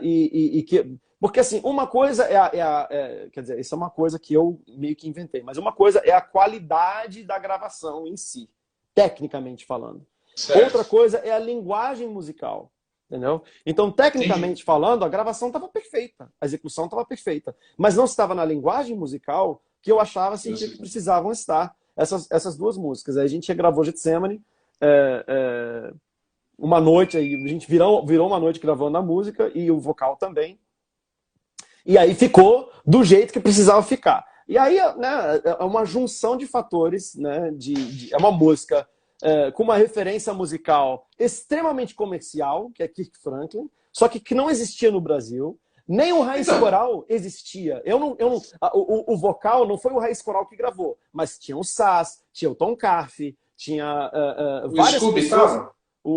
Acho que não, nessa gravação de vocal não. A Dani Grace fez vocal. A Dani eu conheci bem lá pela Aliança, sim. Então, a Dani Grace fez vocal nessa música. Juntamos um time, assim, top, a Karine Lupe, Alan Breno. A gente gravou esse vocal numa madrugada lá no Bebop. E ficou realmente numa referência bastante que frankliana. E ainda tive a sorte, sorte entre aspas, né? Mas eu acho que contribuiu também. O lançamento do Raiz Coral demorou muito para sair, como o meu disco também demorou. Então, o Raiz Coral saiu quase um ano depois do meu disco. Era isso que eu queria lembrar, porque tem um negócio que acontece na história do Raiz Coral, que é a vinda do Kirk Franklin em São Paulo. Sim. E aí o Kirk Franklin fica sabendo, eu estava naquele show lá no Credit Card Hall, que ele leva o Raiz Coral e de repente a gente tá lá, os caras aparecem no palco. Eu tenho a sensação que nacionalmente, ou pelo menos isso causou um impacto ali, a galera, quem é Raiz Coral? De onde é o Raiz Coral? Getsemane já tinha sido gravada quando o Kirk Franklin veio no Brasil? Eu não consigo lembrar a questão do tempo. Já. Já tinha sido gravada e se bobear já tinha sido lançada. Eu acho que já tinha a Getsemane. Eu estou tentando lembrar no tempo aqui, mas o Raiz Coral de fato ainda não tinha acontecido assim, aquela coisa de todo mundo. Esse negócio do Kirk Franklin com o Raiz Coral foi muito forte na época em São Paulo. Impressionante ali. Você estava naquele show, no Kirk Franklin aqui no Brasil? Você estava no Brasil? Eu tinha agenda no dia. Eu estava em outro estado cantando. E por isso que eu sei que já tinha saído o Getsemane. E aí tem uma coisa interessante. O Getsemane saiu e imediatamente, nas rádios Novo Tempo e no meio adventista, foi a música que carregou o disco. Né? Então, assim, imediatamente, quando eu lancei o disco, assim, a primeira tiragem, nessa época, né, a gente está falando de disco físico, sim, a primeira tiragem que fizeram do meu disco, eu tinha 2.000 cópias, acabou em, sei lá, 5 dias. Aí fizeram mais 2.000 cópias, acabou em mais um dia. Então, assim, imediatamente houve uma demanda para o meu disco no meio adventista, né? E começou a tocar nas rádios Novo Tempo. Para essa música estourar no meio gospel, no meio evangélico, demorou. Não foi imediato. Demorou aproximadamente 2 anos. Entendeu? Então eu já estava viajando o Brasil inteiro. Já tinha cantado em pelo menos 23 dos 26 estados, em eventos a convites de igrejas adventistas ou em eventos adventistas. Quando finalmente... Olha, é tudo uma... por isso que assim, a gente não tem mérito, né, nas coisas boas que acontecem na nossa vida. É muito Deus ou sorte, ou como você quiser chamar. Porque assim, quando a Rede Super fez esse vídeo, eu não conhecia ninguém. E eles não me conheciam. Eles não me conheciam. A história é o seguinte. O Samuel Mizrahi, ele trabalhava como editor de TV. E ele casou. E ele ia sair para a lua de mel dele, com a Adila. Né? E ele gostava de... Sempre que ele ia viajar, ia ficar um tempo fora, ele gostava de deixar uma novidade. Entendeu? Aí ele pegou... Inclusive, nem é legal, nem podia fazer isso. Ninguém pagou os direitos autorais do filme. E eu jamais faria isso que ele fez. Ele pegou um filme que não era ainda o filme Paixão de Cristo. Isso a gente está falando em 2004. Ele pegou um filme de Jesus ali, montou um vídeo com cenas da morte de Jesus, colocou minha música e colocou lá o nome da música e o nome do artista. E começou a rodar. Começou a rodar na Rede Super. Eu conheci pastor Márcio muitos anos depois, e o pastor Márcio me falou que chegou um momento que as pessoas pediam tanto esse clipe, que não foi um clipe, né? Foi uma edição clandestina que foi feita, né? Inclusive sem autorização nem nada, e graças a Deus por isso, na época não se levava essas coisas no Brasil muito a sério. Ele falou que chegaram a tocar 24 vezes por dia esse clipe. Cada hora cheia, eles tocavam o clipe Getsemane. Cada hora cheia, eles tocavam Getsemane. E além de colocarem na programação da TV, que assim, eu nunca assisti na TV Rede Super, porque onde eu morava não pegava Rede Super. Uhum. É de Minas. É de Minas, né? É de Minas. É de Minas. Isso em 2004. Aí começou a tocar na 107, começou a tocar em todas as rádios de Belo Horizonte. Aí o PG, que era, não o PG cantor, o PG, que era diretor de programação da nossa rádio, foi visitar a nossa rádio de Belo Horizonte, conheceu a música lá e colocou na programação nacional da nossa rádio. Aí começou a tocar no Brasil inteiro, pela nossa rádio. E aí, em cada cidade que ia tocando, ela foi virando um fenômeno e as outras rádios começaram a tocar. Eu nem fiquei sabendo disso. Eu lembro o dia que me falaram, a Igreja Batista Lagoinha colocou sua música no site deles. Na época, o site deles era Arca Online. Isso em 2004. Nossa, lembrei disso. Arca Online. Só que assim, em 2004 foi quando chegou a banda larga no Brasil. Até 2003, a internet estava engatinhando, é isso aí. Até em 2003, praticamente era só linha de escada. Então, assim, a música não teria acontecido na internet como aconteceu se não existisse banda larga. Aí, em 2005, quando veio o filme Paixão de Cristo, em 2005, todo mundo já conhecia a música e falou, caraca, coincidiu. Ok. No imaginário evangélico, coincidiu o lançamento do filme Paixão de Cristo com a música Getsemane. E aí, em 2006, passou a existir o YouTube. E aí começaram a ter os primeiros vídeos da Paixão de Cristo. E eu, inclusive, eu era meio contra. Eu era meio contra usar o filme Paixão de Cristo para a música, porque eu achava... Eu quando assisti Paixão de Cristo, achava que era muita violência. Era muito violento o filme, era muito sangue. Assim. E uma coisa é você ver Jesus apanhando em 2 horas de filme, né? Outra coisa é, em 4 minutos e meio de música, você já vê Jesus com a carne toda destruída, né? Eu ficava imaginando assim, gente, criança vai ver isso. Isso é muito violento. Esse filme é pra gente com 18 anos. É rated R, né? Então, assim, eu ficava meio com os cabelos em pé com isso que aconteceu e que fizeram. E, coincidentemente, nesse momento, em 2005, eu encerrei a agenda, né? Não cheguei a fazer um sabático completo, mas eu comecei a preparar o Viver e Cantar. E eu parei, e eu diminuí a quantidade de agenda que eu fazia para 20% do que eu fazia antes, né? Eu fazia 180, 190 apresentações por ano. 200, cheguei a fazer 220 apresentações em um ano. Tudo na igreja adventista. Ah, mas por que fechado? Eu falei, gente, eu vou cantar onde eu recebo convite. Eu não recebia convite do meio evangélico, eu recebia convite do meio adventista. E tinha muita demanda, muita demanda. Então eu fazia muita apresentação. E aí eu meio que dei uma sumida. Quando a música Getsemane estourou no meio evangélico, eu estava meio sumido. Então, talvez teriam surgido convites evangélicos nesse momento, mas não surgiram por quê? Porque eu dei uma sumida. Eu fui colher isso somente quando eu lancei o segundo disco. Quando em 2007 eu lanço Viver e Cantar, foi quando eu comecei a trabalhar também com o Thiago Grulha, que não é uma pessoa... A pessoa trabalha com Baruch. Trabalha com Baruch, indicação do Baruch. E Baruch, na verdade, ele era exclusivo do Baruch na época. O Baruch se compadeceu de mim e falou assim, cara, você precisa de alguém para fazer sua agenda que não seja, né, adventista.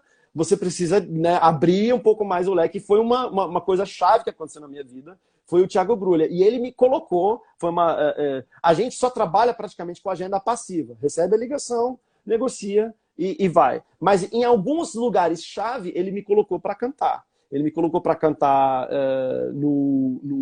na Interleste, né, Batista Interleste, que é a Igreja Batista da Penha, no Congresso de Jovens lá, a pedido, né, e eu fui, inclusive, de graça. Eu cantei em alguns lugares, uns 4, 5, 6 agendas, só que assim, eu já estava conhecido, só que ninguém me conhecia. Por quê? Porque a distribuição do meu disco não era boa, na época, não tinha uma distribuição. Entendi. Então ninguém, tipo, eu chegava na igreja para cantar, todo mundo conhecia a música Getsemane, só que ninguém sabia que eu era branco.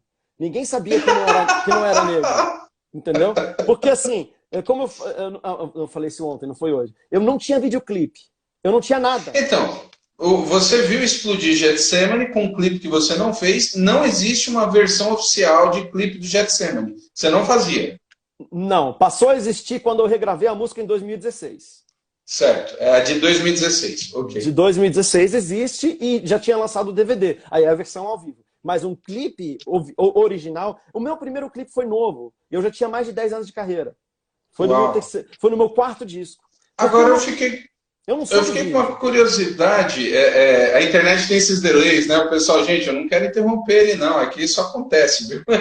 Eu fiquei com a curiosidade. Você falou que tinha uma grande demanda no meio adventista. Esse número que você deu de apresentações é impressionante. Você tinha uma rede fantástica de comunicação, você tem uma rede no meio adventista, mas e a questão agora? Você falou que a distribuição não era tão boa. As vendas só no meio adventista, elas viravam, elas aconteciam? Então, esse disco, o Poemas e Canções, vendeu peças físicas 100 mil cópias. Ah, vendeu. Vendeu. Mas a gente não pode esquecer que nessa época, eu não estou dizendo que a música Getsemane era nesse nível, mas a gente não pode esquecer que a gente está vivendo o período áureo do disco físico. Né? Sim. Eu lancei Poemas e Canções em 2002. Nos Braços do Pai foi lançado em 2003. Nos Braços do Pai vendeu 2,5 milhões. Sim, concordo. Eu lembro então, quando saiu o Olha Pra Mim, do Toque no Altar, eu ainda estava na Aliança. Eu lembro bem que a primeira tiragem que eu olhei, eu fiz questão de olhar, a primeira tiragem foi 114 mil. A primeira tiragem. E esgotou em uma semana. Sim. Então, realmente, os grandes números, tá certo. Sim. Então, tranquilamente, não querendo soar soberbo, mas assim, o potencial da música Getsemane teria, em outro sistema, estrutura de distribuição, teria vendido aproximadamente uns 500 mil, 600 mil cópias, talvez. Né? Esse certo. o que todo mundo, inclusive você pode perguntar, a maioria das pessoas que conhecem a música, a maioria das pessoas que tem o CD, não tem o CD original. Né? Tem o CD pirata, tem a cópia do CD e não tinha capa. Entendeu? Então, assim, ainda houve, né, hoje... Né, não querendo politizar essa conversa e tal, mas eu sou o exemplo perfeito e clássico do que hoje se chama apropriação cultural. Tá? Eu sou um branco que canta como negro, que era percebido e que chamou a atenção por isso. Entendeu? Entendi. Seguindo a tradição do Elvis Presley, do Eminem, do Justin Timberlake, eu sou a versão Tupiniquim Gospel de apropriação cultural. Me beneficiei extremamente do fato de ser branco, mas de cantar como negro, enfim. Você comentou das referências. Outra curiosidade que eu tenho aqui. Acho que muita gente... Você falou do Raiz Coral. Em São Paulo, você já estava no Brasil nessa época. Nos anos 90, tinha um lugar de black fantástico, que era o Pedra Viva. É claro. Você ia lá, você tinha essa relação assim com eles? Demais. Gente, eu fui no lançamento do segundo disco do FLG. Uma das experiências mais incríveis, uma das coisas mais incríveis da minha vida. Inclusive, o lugar que era para eu sentar do lado do Mano Brown. O meu lugar reservado era do lado do Mano Brown, porque eu já tinha lançado meu primeiro disco. Foi em 2003, eu acho. Só que eu não tive coragem, porque quando eu fui cumprimentar o Brown, eu sou né, não quero escandalizar ninguém, mas sou fã dos Nacionais. O cara apertou minha mão, mas com tanta força.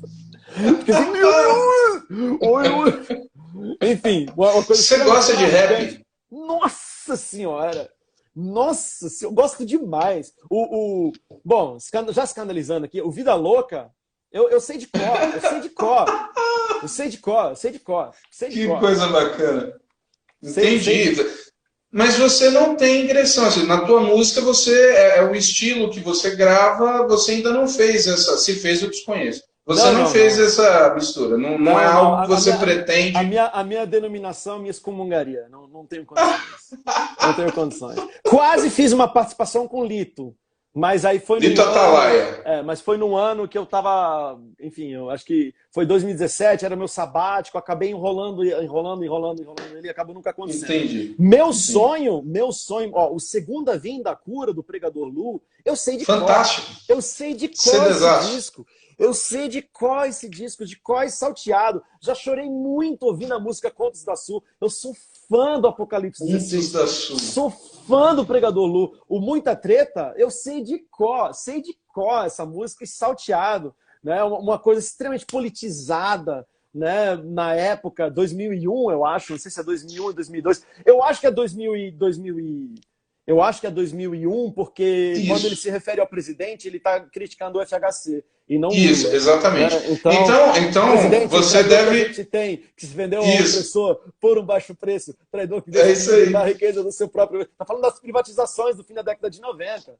Exatamente. Então aquele trabalho Apocalipse 16 e Templo Soul, você gosta também. O Templo Soul, conheci eu lembro, porque assim, aí eu virei um grupo do Raiz Coral, porque eu era fã do Raiz Coral. Eu sou fã do Saz até hoje. Ele cara, não... A minha maior referência vocal brasileira é o Saz, sem sombra de dúvidas. Eu me descolei, eu aprendi mesmo a improvisar, a me arriscar, a também me permitir errar no meio de uma frase, de talvez não tentar alcançar uma ordem e não conseguir. Tudo isso no contexto dos ensaios do Raiz Coral, que eles me colocavam na fogueira, o Saz me chamava do nada, vem Solar. E aí, era uma pressão do caramba, e aquilo é maravilhoso, foi uma grandíssima escola para mim, né? E eu lembro que eu virei um groupie do Raiz Coral, eu ia atrás do Raiz Coral, onde eles iam cantar, eu ia. E aí o Saz, sempre muito gentilmente, me chamava para fazer uma canja, me chamava para cantar uma música, entendeu? Eu não cantava, às vezes eu cantava no coral também, junto com todo mundo, entendeu? E eu, no meio adventista, eu já era conhecido por causa do Tom de Vida, por causa do Novo Tom, já tinha lançado o meu disco, quer dizer, na verdade, no período entre quando eu saí do Novo Tom comecinho, fevereiro, janeiro de 2002, e meu disco Poemas e Canções só saiu em junho de 2002. Então, principalmente nesses 6 meses que eu já morava em São Paulo, eu ia em todos os ensaios, eu ia em todas as apresentações, e eles não me chamavam, nem me convidavam. Eu aparecia lá, como quem não quer nada, entendeu? De fã. Aí, uma vez, a gente estava numa vigília no Copan, da Renascer. Sim. E aí era para o Raiz Coral cantar meia-noite, aí jogaram para 1h da manhã, porque o Raiz Coral era um fenômeno em São Paulo. Era o fenômeno em São Paulo. Aí foram atrasando a entrada do Raiz Coral. Eu lembro, cara, eu dormi, tava dormindo sentado assim na terceira ou quarta fileira esperando a hora do Raiz Coral cantar. E aí eu ouvi uma voz assim do além. Falei, meu Deus. E eu lembro que no meu sonho essa voz apareceu. Eu falei, gente, o Wanya Morris está aqui. O Wanya Morris é o principal solista do Boyz II Men. Falei, o que está acontecendo? O que está acontecendo? Aí fui acordando. Era o Isabê cantando. Mano, Isabê canta demais. Canta demais. Meu Deus do céu. O Isabê, Aldo, essa galera toda do underground black, né, do começo dos anos 2000. Nossa, aquilo me alimentou demais. Isabê tem uma trajetória no secular com a banda lá de trás, é o Placa Luminosa, né? E ele cantava, não é isso? Isso. Então, demais. Agora, eu conheci o trabalho dele mais no gospel mesmo. Ah, entendi. Que ele vem lá. Esses dias, o marido da Jerusa, o Fábio, que está aqui na live também, me relembrou do Isabê. Eu falei, cara, como é que pode, né? A gente esquecer. É uma voz, assim, inacreditável. Nunca. Esquecer não posso, jamais. Exatamente. Acompanhar essa tua trajetória é interessantíssima. A mistura, você já falou aí da questão cultural. Você lança esse CD explode, você já está trabalhando o segundo. Você tem algumas barreiras, porque você vem... No meio adventista, você rompe algumas barreiras. Depois você passa a ser conhecido no meio cristão contemporâneo, no meio da música cristã contemporânea. E você, mal entra, já começa a romper para a questão secular. O teu trabalho ele começa a ser reconhecido pelo alto padrão de qualidade. Você começa a gravar as suas músicas, você vai ficando cada vez, vou usar a expressão, sofisticado em termos de público também. E aí você participa trilha sonora de filme, a tua versão, eu acredito, é um negócio assim extraordinário. Você faz aquela série, você vai se apresentar, grava lá no Teatro Bradesco, você começa com tudo isso e de repente você também rompe a fronteira da questão da música cristã com o que nós até hoje chamamos de secular. Começa a vincular, você tem a questão, o Ed Mota te cita nominalmente, fala da tua questão, você aparece num show do Ed Mota e faz lá uma palhinha com ele. Como é que começa então esse processo de rompimento e o que é que você passa a ver e sentir com isso? Foi natural? Era algo que você sempre programou? Ou simplesmente foi acontecendo como Getsemane? Olha, na verdade é o seguinte, tudo vai acontecendo como Getsemane, só que tem uma outra coisa que na hora do Getsemane também não falei. E assim, por exemplo, eu vou usar como exemplo o meu CD em hebraico, certo? Meu CD em hebraico não é comercialmente viável. Nunca foi. Ele até foi depois, se for, mas em termos de projeto, ele não era comercialmente viável. E eu lembro que quando eu estava para finalizar o disco, eu lembro que eu tive muito essa consciência. Falei, cara, se eu quiser alcançar o meio judaico, eu não posso mixar ele como se ele fosse um disco brasileiro e como se ele fosse um disco gospel brasileiro. Ele precisa de um outro tipo de tratamento sonoro. Porque, assim, os judeus no mundo são, por exemplo, o público evangélico é classe C. 56% do público evangélico é classe C. Né? O público judeu é classe A.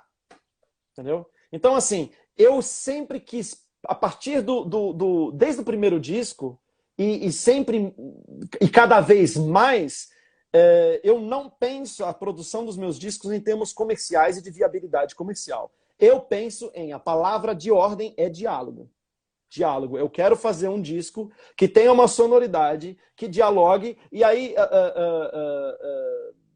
Então, assim, em termos de produção, eu sempre busquei realmente que tivesse uma sonoridade, uma qualidade de produção, porque assim, se a gente fala que a gente quer evangelizar, eu não gosto muito dessa palavra, mas assim, se a gente quiser evangelizar, a gente não pode pensar na gente, entendeu? Nem musicalmente, nem em termos de produção, em nenhum sentido. Se eu quero que outras pessoas, sem ser a galera do público gospel, ouçam minhas músicas, eu tenho que dialogar com o que eles estão fazendo, minimamente. E o lugar onde eu encontrei, que é o melhor lugar para dialogar, porque a gente tem certas identidades vocais que são diferentes. Então, onde eu sempre busquei esse diálogo, foi um diálogo através da produção e da qualidade de produção. Tem até uma história engraçada. O Hugo Pessoa foi quem dirigiu a parte de vídeo do meu DVD. Né? Sempre lembrando que a gente gravou o DVD em 2013, né, em junho de 2013, só com câmera de cinema, só com Alexa. Não era nem com Red, era com Alexa, com 4 Alexas. Tá. O Hugo foi para o estúdio do Dudu Borges. Dudu Borges é basicamente quem inventou o sertanejo universitário e foi o grande produtor de todos os sertanejos. Por pelo menos uma década, ele foi o grande produtor de todos eles. E aí o Hugo, acho que foi 2015 ou 2016, ele foi no estúdio do Borges para produzir um vídeo, acabou não acontecendo, mas para fazer um videoclipe do Luan Santana. E aí uma das coisas que mostraram para o Luan Santana, para ele conhecer o trabalho do Hugo Pessoa, foi, né, o Sublime, que tinha lançado fazia pouco tempo, certo? Aí, olha que coisa engraçada, o comentário do Luan Santana foi assim, falei, mano, um dia eu vou fazer também um DVD só com a Alexa. A galera do gospel tem dinheiro, né, mano? A galera do gospel tem dinheiro. Olha que interessante. O que o Luan Santana não sabe é que o que a Sony investiu no DVD princípio foi R$150 mil, que é 1/3 do que o que ele cobrava de cachê na época. Que coisa! Cada cachê do Luan Santana, na época, se estima, né, se falava que ele cobrava, sei lá, 450 mil reais de orçamento, era o triplo do que a Sony investiu no DVD. Então, assim, e eu fazia isso foi um exemplo do vídeo, mas no áudio eu sempre fiz isso, né, de investir mais, de buscar um padrão sonoro, primeiro em diálogo com a música brasileira de maneira geral, e num segundo passo, que aí isso aconteceu a partir do DVD, num diálogo claro com o que acontece internacionalmente. Eu não queria mais, não, eu não quero, eu não, por exemplo, isso foi uma coisa assim, até meio, entre aspas, meio sorte de novo, porque agora, com as plataformas digitais, você está ouvindo uma música internacional e vai colocar uma música nacional. E, inevitavelmente, tem uma diferença de sonoridade muito grande. Né? Por quê? Por dinheiro, cara, é investimento. Não é só visão. Não é viável. O meu jeito de produzir não é viável. Não é pensando em se pagar. É realmente fazendo o melhor que eu sou capaz de fazer e o melhor que o dinheiro pode pagar. Por exemplo, um dos problemas que eu estou tendo agora, Gente, que arrependimento, né? Era para eu ter terminado o meu projeto Sentido há muito tempo, que é um disco todo mixado em Nova York e masterizado em Londres, ok? Já lancei 4 músicas. Eu tô em pandemia, o dólar a R$ 6 e não tem como recuar. Não tem como recuar. Eu vou gastar o dobro na pós-produção do que eu diria gastar. O orçamento a Sony já deu lá atrás. Entendeu? Eu que me lasque agora. Então, por exemplo, quando eu comecei a fazer coisas mais internacionalmente, foi em 2011, 2012, né? 2011, 2012, em que o dólar estava a 2 e pouco. Mudança 2,30. brutal. Agora está a 6. Mas não tem como voltar atrás, não tem como recuar. Então, essa é uma coisa para esse diálogo com a música secular acontecer. Agora, outra coisa que eu preciso absolutamente citar é uma pessoa chamado Bruno do Sorriso. O Bruno do Sorriso Maroto, o Bruno Cardoso, ele nossa, gente, agora me deu um branco. É Cardoso? Não, Sorriso Maroto... Tá. Eu vou ativar os comentários, alguém vai dizer. Bruno Bruno é um cara que eu conheci porque a gente tinha um amigo em comum, o Rafa Brito. O Rafa Brito foi quem me ajudou muito na produção e na gravação do CD Viver e Cantar. Né? Foi meu braço direito durante toda a produção. E ele era compositor e o Belo... Bruno Cardoso, é isso mesmo. É Bruno Cardoso mesmo. Isso, inclusive, o Maurício da Sony está aqui. Eu fiz uma live no sábado com ele e ele falou sobre essa coragem de aceitar fazer o hebraico, né? O seu trabalho pela Sony. Isso é bem interessante. Foi maravilhoso e graças a Deus não se arrependeu. E deu certo, né? Deu certo. É Bruno Cardoso. Falei certo. Bruno Cardoso. O Bruno é um brother que eu conheci através do Rafa Brito, que foi meu braço direito durante a produção do Viver e Cantar. Né? Inclusive, tenho várias músicas que eu compus junto com o Rafa Brito. Ele vive, a música dele, Minha Fortaleza, a música dele, depois eu mexi um pouco na letra. A música Bondade é minha e dele também. Né? Então, ele é um parceiro. O Rafa, sendo do Rio, ele compôs várias músicas. Ele colocou 7 músicas no disco do Belo. Ele colocou o Exalta Samba, gravou as 2, 3 músicas dele, né? E ele apresentou o meu trabalho, apresentava o meu trabalho para todo mundo e apresentou para o Bruno. O Bruno do Sorriso Maroto, basicamente, ele é o grande divulgador das minhas músicas no meio secular. Praticamente, olha, 90% das pessoas no meio secular que conhecem minhas músicas, se você traçar como conheceu, foi através do Bruno. Né? Então, ele... gosta muito, né? A gente tem muitas referências vocais, principalmente semelhantes, né? O Brian McKnight, o Boyz II Men e tal. Então ele curtiu muito, né, esse trabalho vocal, né, que eu desenvolvo e acabou mostrando. Foi ele que mostrou para o Tiaguinho, que depois mostrou para o Fernanda Souza. Foi ele que mostrou para... Por exemplo, ele é um dos empresários dos Melim, então o pessoal do Melim também conhece meu trabalho. O Dilcinho, ele é empresário do Dilcinho, o Dilcinho também conhece meu trabalho por causa disso. Né? Aí o Tiaguinho, o Péricles. Péricles esteve na gravação do meu DVD, né? Num dos dias de gravação do meu DVD, ele estava lá. Então, assim, a galera, principalmente a galera do pagode, todo mundo conhece, mas não só do pagode. Porque essa galera do pagode também vai ter contato com a galera do sertanejo. Então, a galera, quem conhece minhas músicas, você consegue sempre traçar de volta para esse Bruno. E aí tem uma coisa engraçada. Teve um disco do Sorriso Maroto que ele pediu para eu dirigir, produzir a voz dele.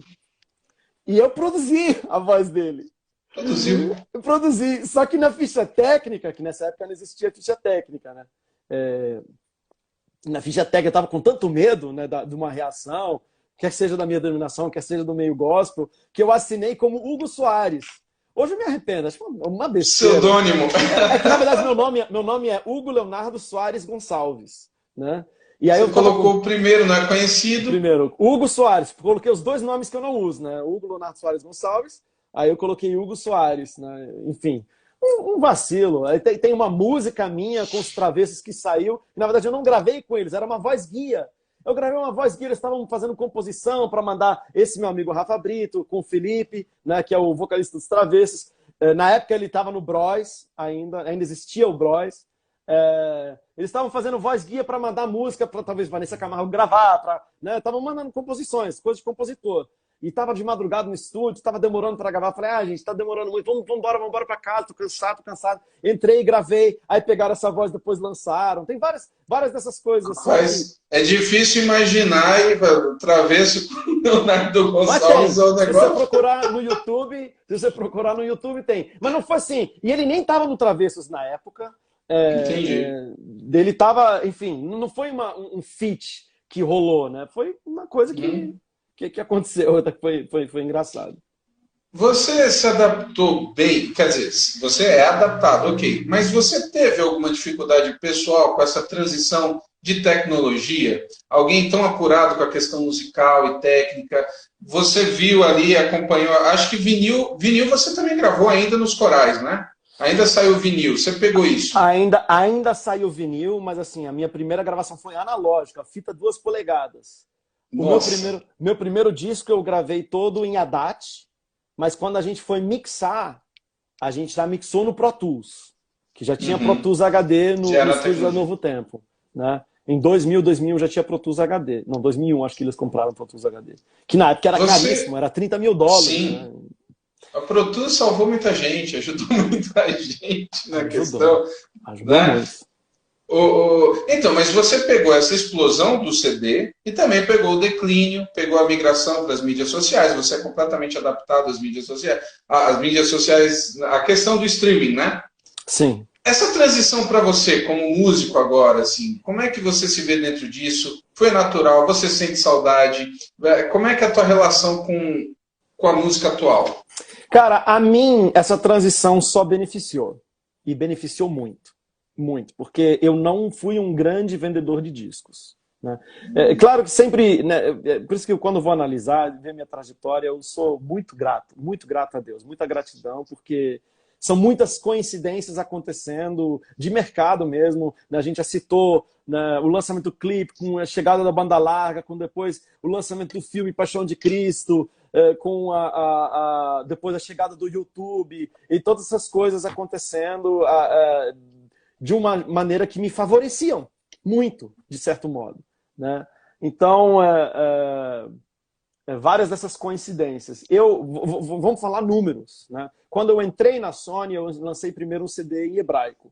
Mas meu primeiro CD em português pela Sony Music é o Princípio e Fim. Ele não vendeu mal. Ele vendeu 40 mil cópias na época. Chegou a disco de ouro. 40 mil, 40 e poucas mil cópias. Só que nessa mesma época, a Damares, ela lançou um disco que vendeu 600 mil cópias. Entendeu? Então, assim, quando você vai me analisar, entre aspas, hierarquicamente, o meu status dentro de uma gravadora, eu era um artista viável, mas mediano.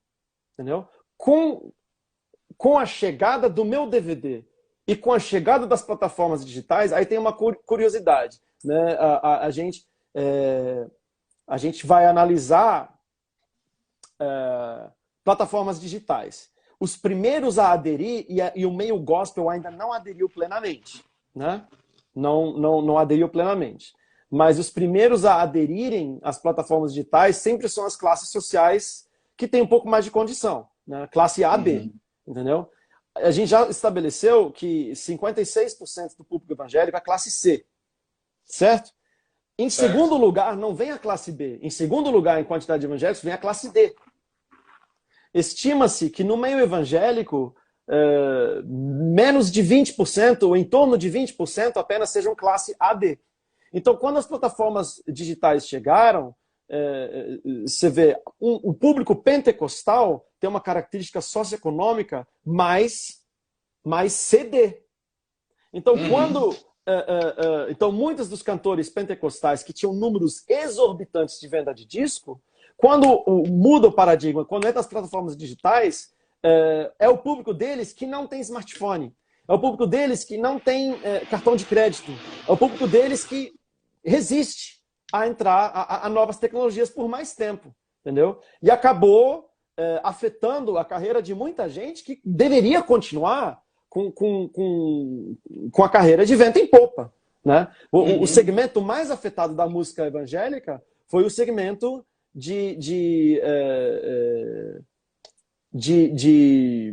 foi o segmento pentecostal, sem sombra de dúvida, né? Onde é que a gente tem a maior concentração de público B no meio evangélico, em termos de segmento musical? É o worship. É a galera não é nem do adoração, do louvor e adoração. É a galera louvor e adoração, entre aspas, hipster. Entendeu? Então isso explica... Australiano ali, aquela coisa mais... Isso que vai explicar o fenômeno hoje. Nossa, só tem worship... Não, é que é esse público que aderiu mais às plataformas digitais. E aí tem uma curiosidade. Por causa né, inclusive acusa-se a igreja adventista de ser uma igreja elitista, né? E de maneira geral, o meu público, tanto por ser também ainda ter, sei lá, 20, 30% do meu público hoje, eu ainda estimo, né, não tem como eu saber, mas eu estimo que sejam adventistas, existe um índice maior de classe AB na igreja adventista em relação a outras denominações. Isso tem a ver com, né, o sistema de educação, escolas adventistas, incentivo a se fazer faculdade, que acaba gerando também uma ascensão social, né? De uma geração para outra, a ascensão social não é de uma para outra, pula-se, né? De D vai para B, de C vai para A, né? Então, por causa desse incentivo da denominação na educação e por causa do meu estilo de música, que também é um pouco mais rebuscado em termos de letra, em termos melódicos e tal. Então, não é que, por exemplo, você vai comparar na era do Facebook. Meu Facebook tinha 1,5 milhão de likes, o da Aline Barros tinha 15 milhões de likes. Só que nas plataformas digitais, os nossos números estavam muito parecidos. Por quê? Porque embora o público dela fosse 10 vezes maior do que o meu, o índice de público classe AB, meu, talvez fosse 30%. E o dela talvez fosse só 7, 8%. Entendeu? Então acabou me igualando. Né? Então, e aí, como são números que são visíveis para todo mundo, eu fiquei com uma moral do caramba, sem fazer nada. Entendeu? Por pura coincidência, por pura sorte. E isso coincidiu com o lançamento do meu trabalho mais comercial de todos os tempos, que é o DVD, que é a primeira vez que vai ter imagem minha, que é a primeira vez que não vai ter orquestra, né? Que é só banda, bateria, baixo, guitarra, piano, né? Enfim, várias com o trabalho de vídeo, como a gente já mencionou, absolutamente fora do comum para a época, com um repertório que eu já tinha... Não era DVD de um disco, era DVD de uma carreira.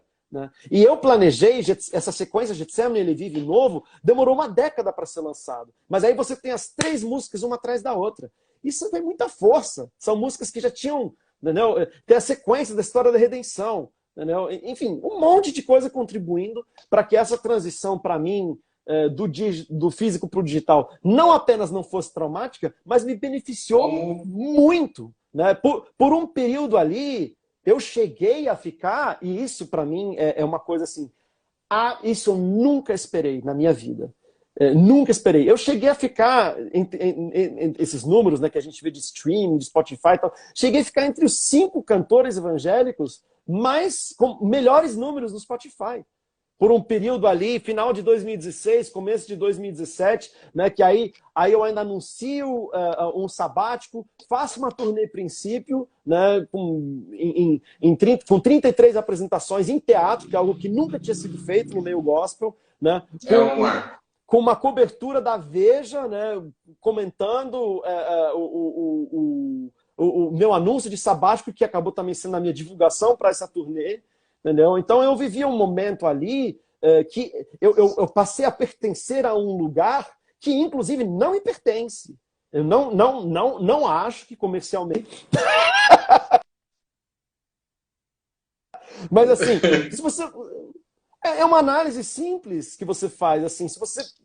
O que faz sucesso tradicionalmente no meio gospel? Que tipo de letra, que tipo de música? Quem é o público de maneira geral? Massa. Né? Mainstream. Não era para eu estar nunca ter chegado aos top 5, top 6, top 7. Não me pertence esse lugar, né? Não estou falando aqui de melhor ou pior, tá, gente? Estou falando que é diferente. A minha sonoridade, o tipo de repertório que eu gravo, o tipo de música que eu gravo, né? Eu dialogo mesmo, continuo dialogando com o Stênio, com o João, eles continuam sendo as minhas grandes referências. Esse disco que eu estou lançando agora tem pianos extremamente jazzísticos, melodias complexas, harmonias complexas, orquestra sinfônica, né? Uma coisa extremamente introspectiva. Né?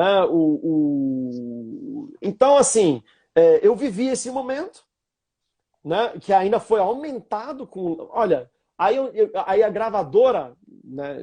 Fundamental, mais uma vez, aí a Sony jogou na minha mão a música que você já mencionou, Acredito.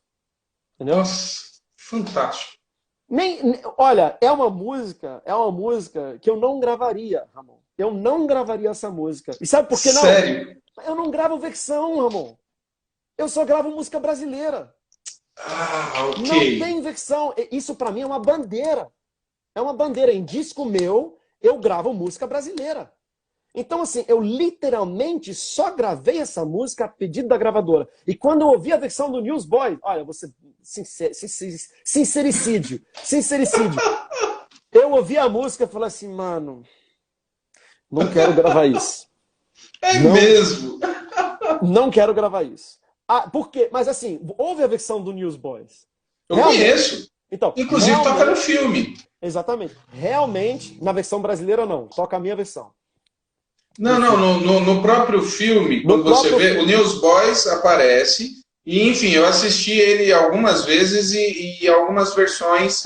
Eu não sei se no Netflix. Na versão dublada, é a minha versão que toca a tua música, sim. Que foi que tocou, que foi pro cinema. Só que aí que tá o detalhe. Você olha como é sorte / Deus de novo.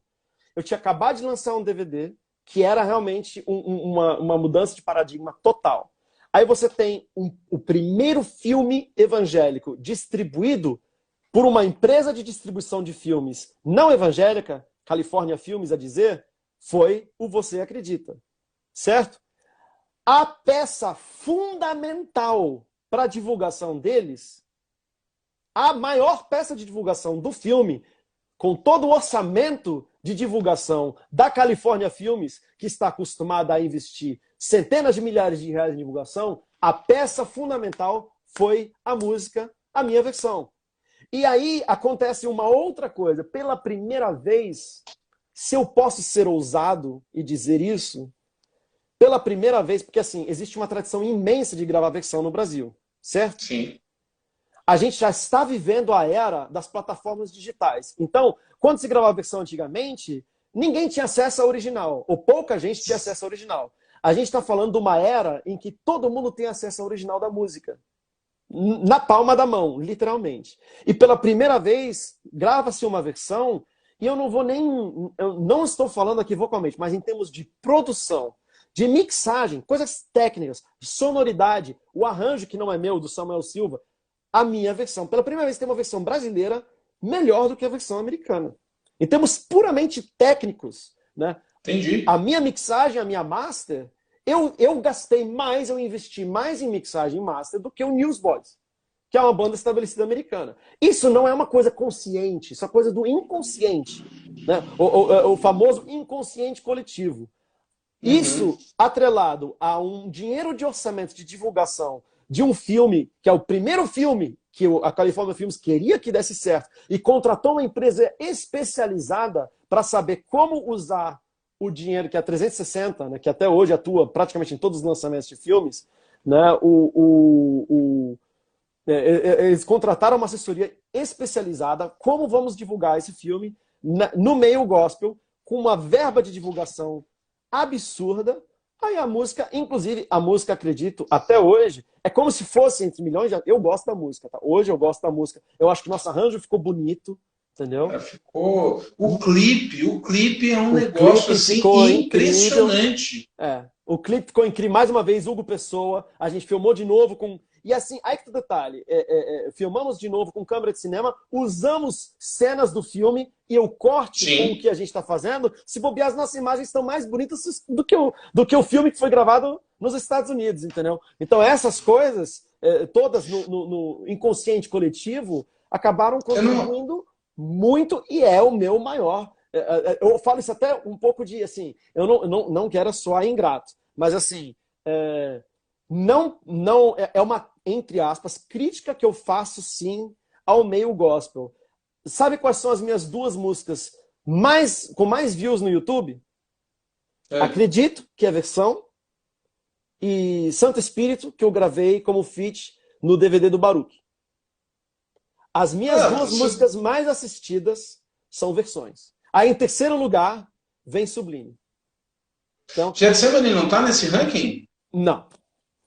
Olha, mas é que não existe. Também já tem muitos anos, ok. Não, e não só por isso. É que assim, não existia um clipe oficial dessa música. Né? Então, décadas e décadas, uma década e meia dessa música tocando sem ter um clipe, né? Oficial. Quando a gente se falou um pouco antes, né, que você até falou assim, eu não sei muito o que eu tenho para poder falar, porque você já chamou tanta gente. Por muito tempo, nós tivemos naquele grande, assim, existia uma ideia do pessoal que gosta de música, assim, da música evangélica estar no mesmo nível de produção, de qualidade, aquela coisa toda com a música secular. Muita gente sempre julgou um preconceito no meio, como se a música evangélica ela fosse inferior, inclusive tecnicamente.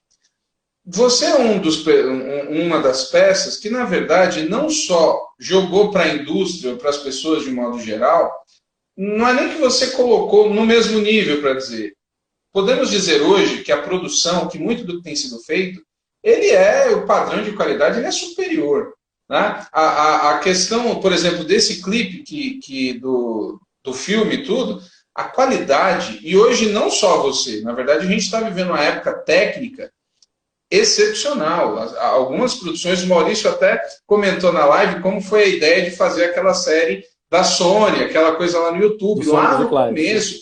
Cara, qualidade extraordinária. Né? Então hoje nós temos essa questão, sem entrar agora no mérito do conteúdo, se está igual, se não está, de worship. Estamos falando de técnica, estamos falando de visualmente. Né? Isso chegou, nós vivemos essa era hoje. E eu quero finalizar contigo, fazendo uma pergunta, espero que ela não seja uma pergunta para uma resposta muito longa, mas você, por causa do tempo, eu estou vendo o tempo, eu estou aqui aproveitando cada minuto. Eu não tenho nenhuma resposta curta até agora, por isso que eu ri. Eu falo mais que a boca. Eu achava que a gente ia fazer 1 hora de live, a gente está 2 horas aqui já. Pois é, cara, você acha que nós chegaremos no Brasil em um momento em que a questão técnica fique pau a pau, que não se precise, por exemplo, de gravar em Nova York? Você acha que é possível?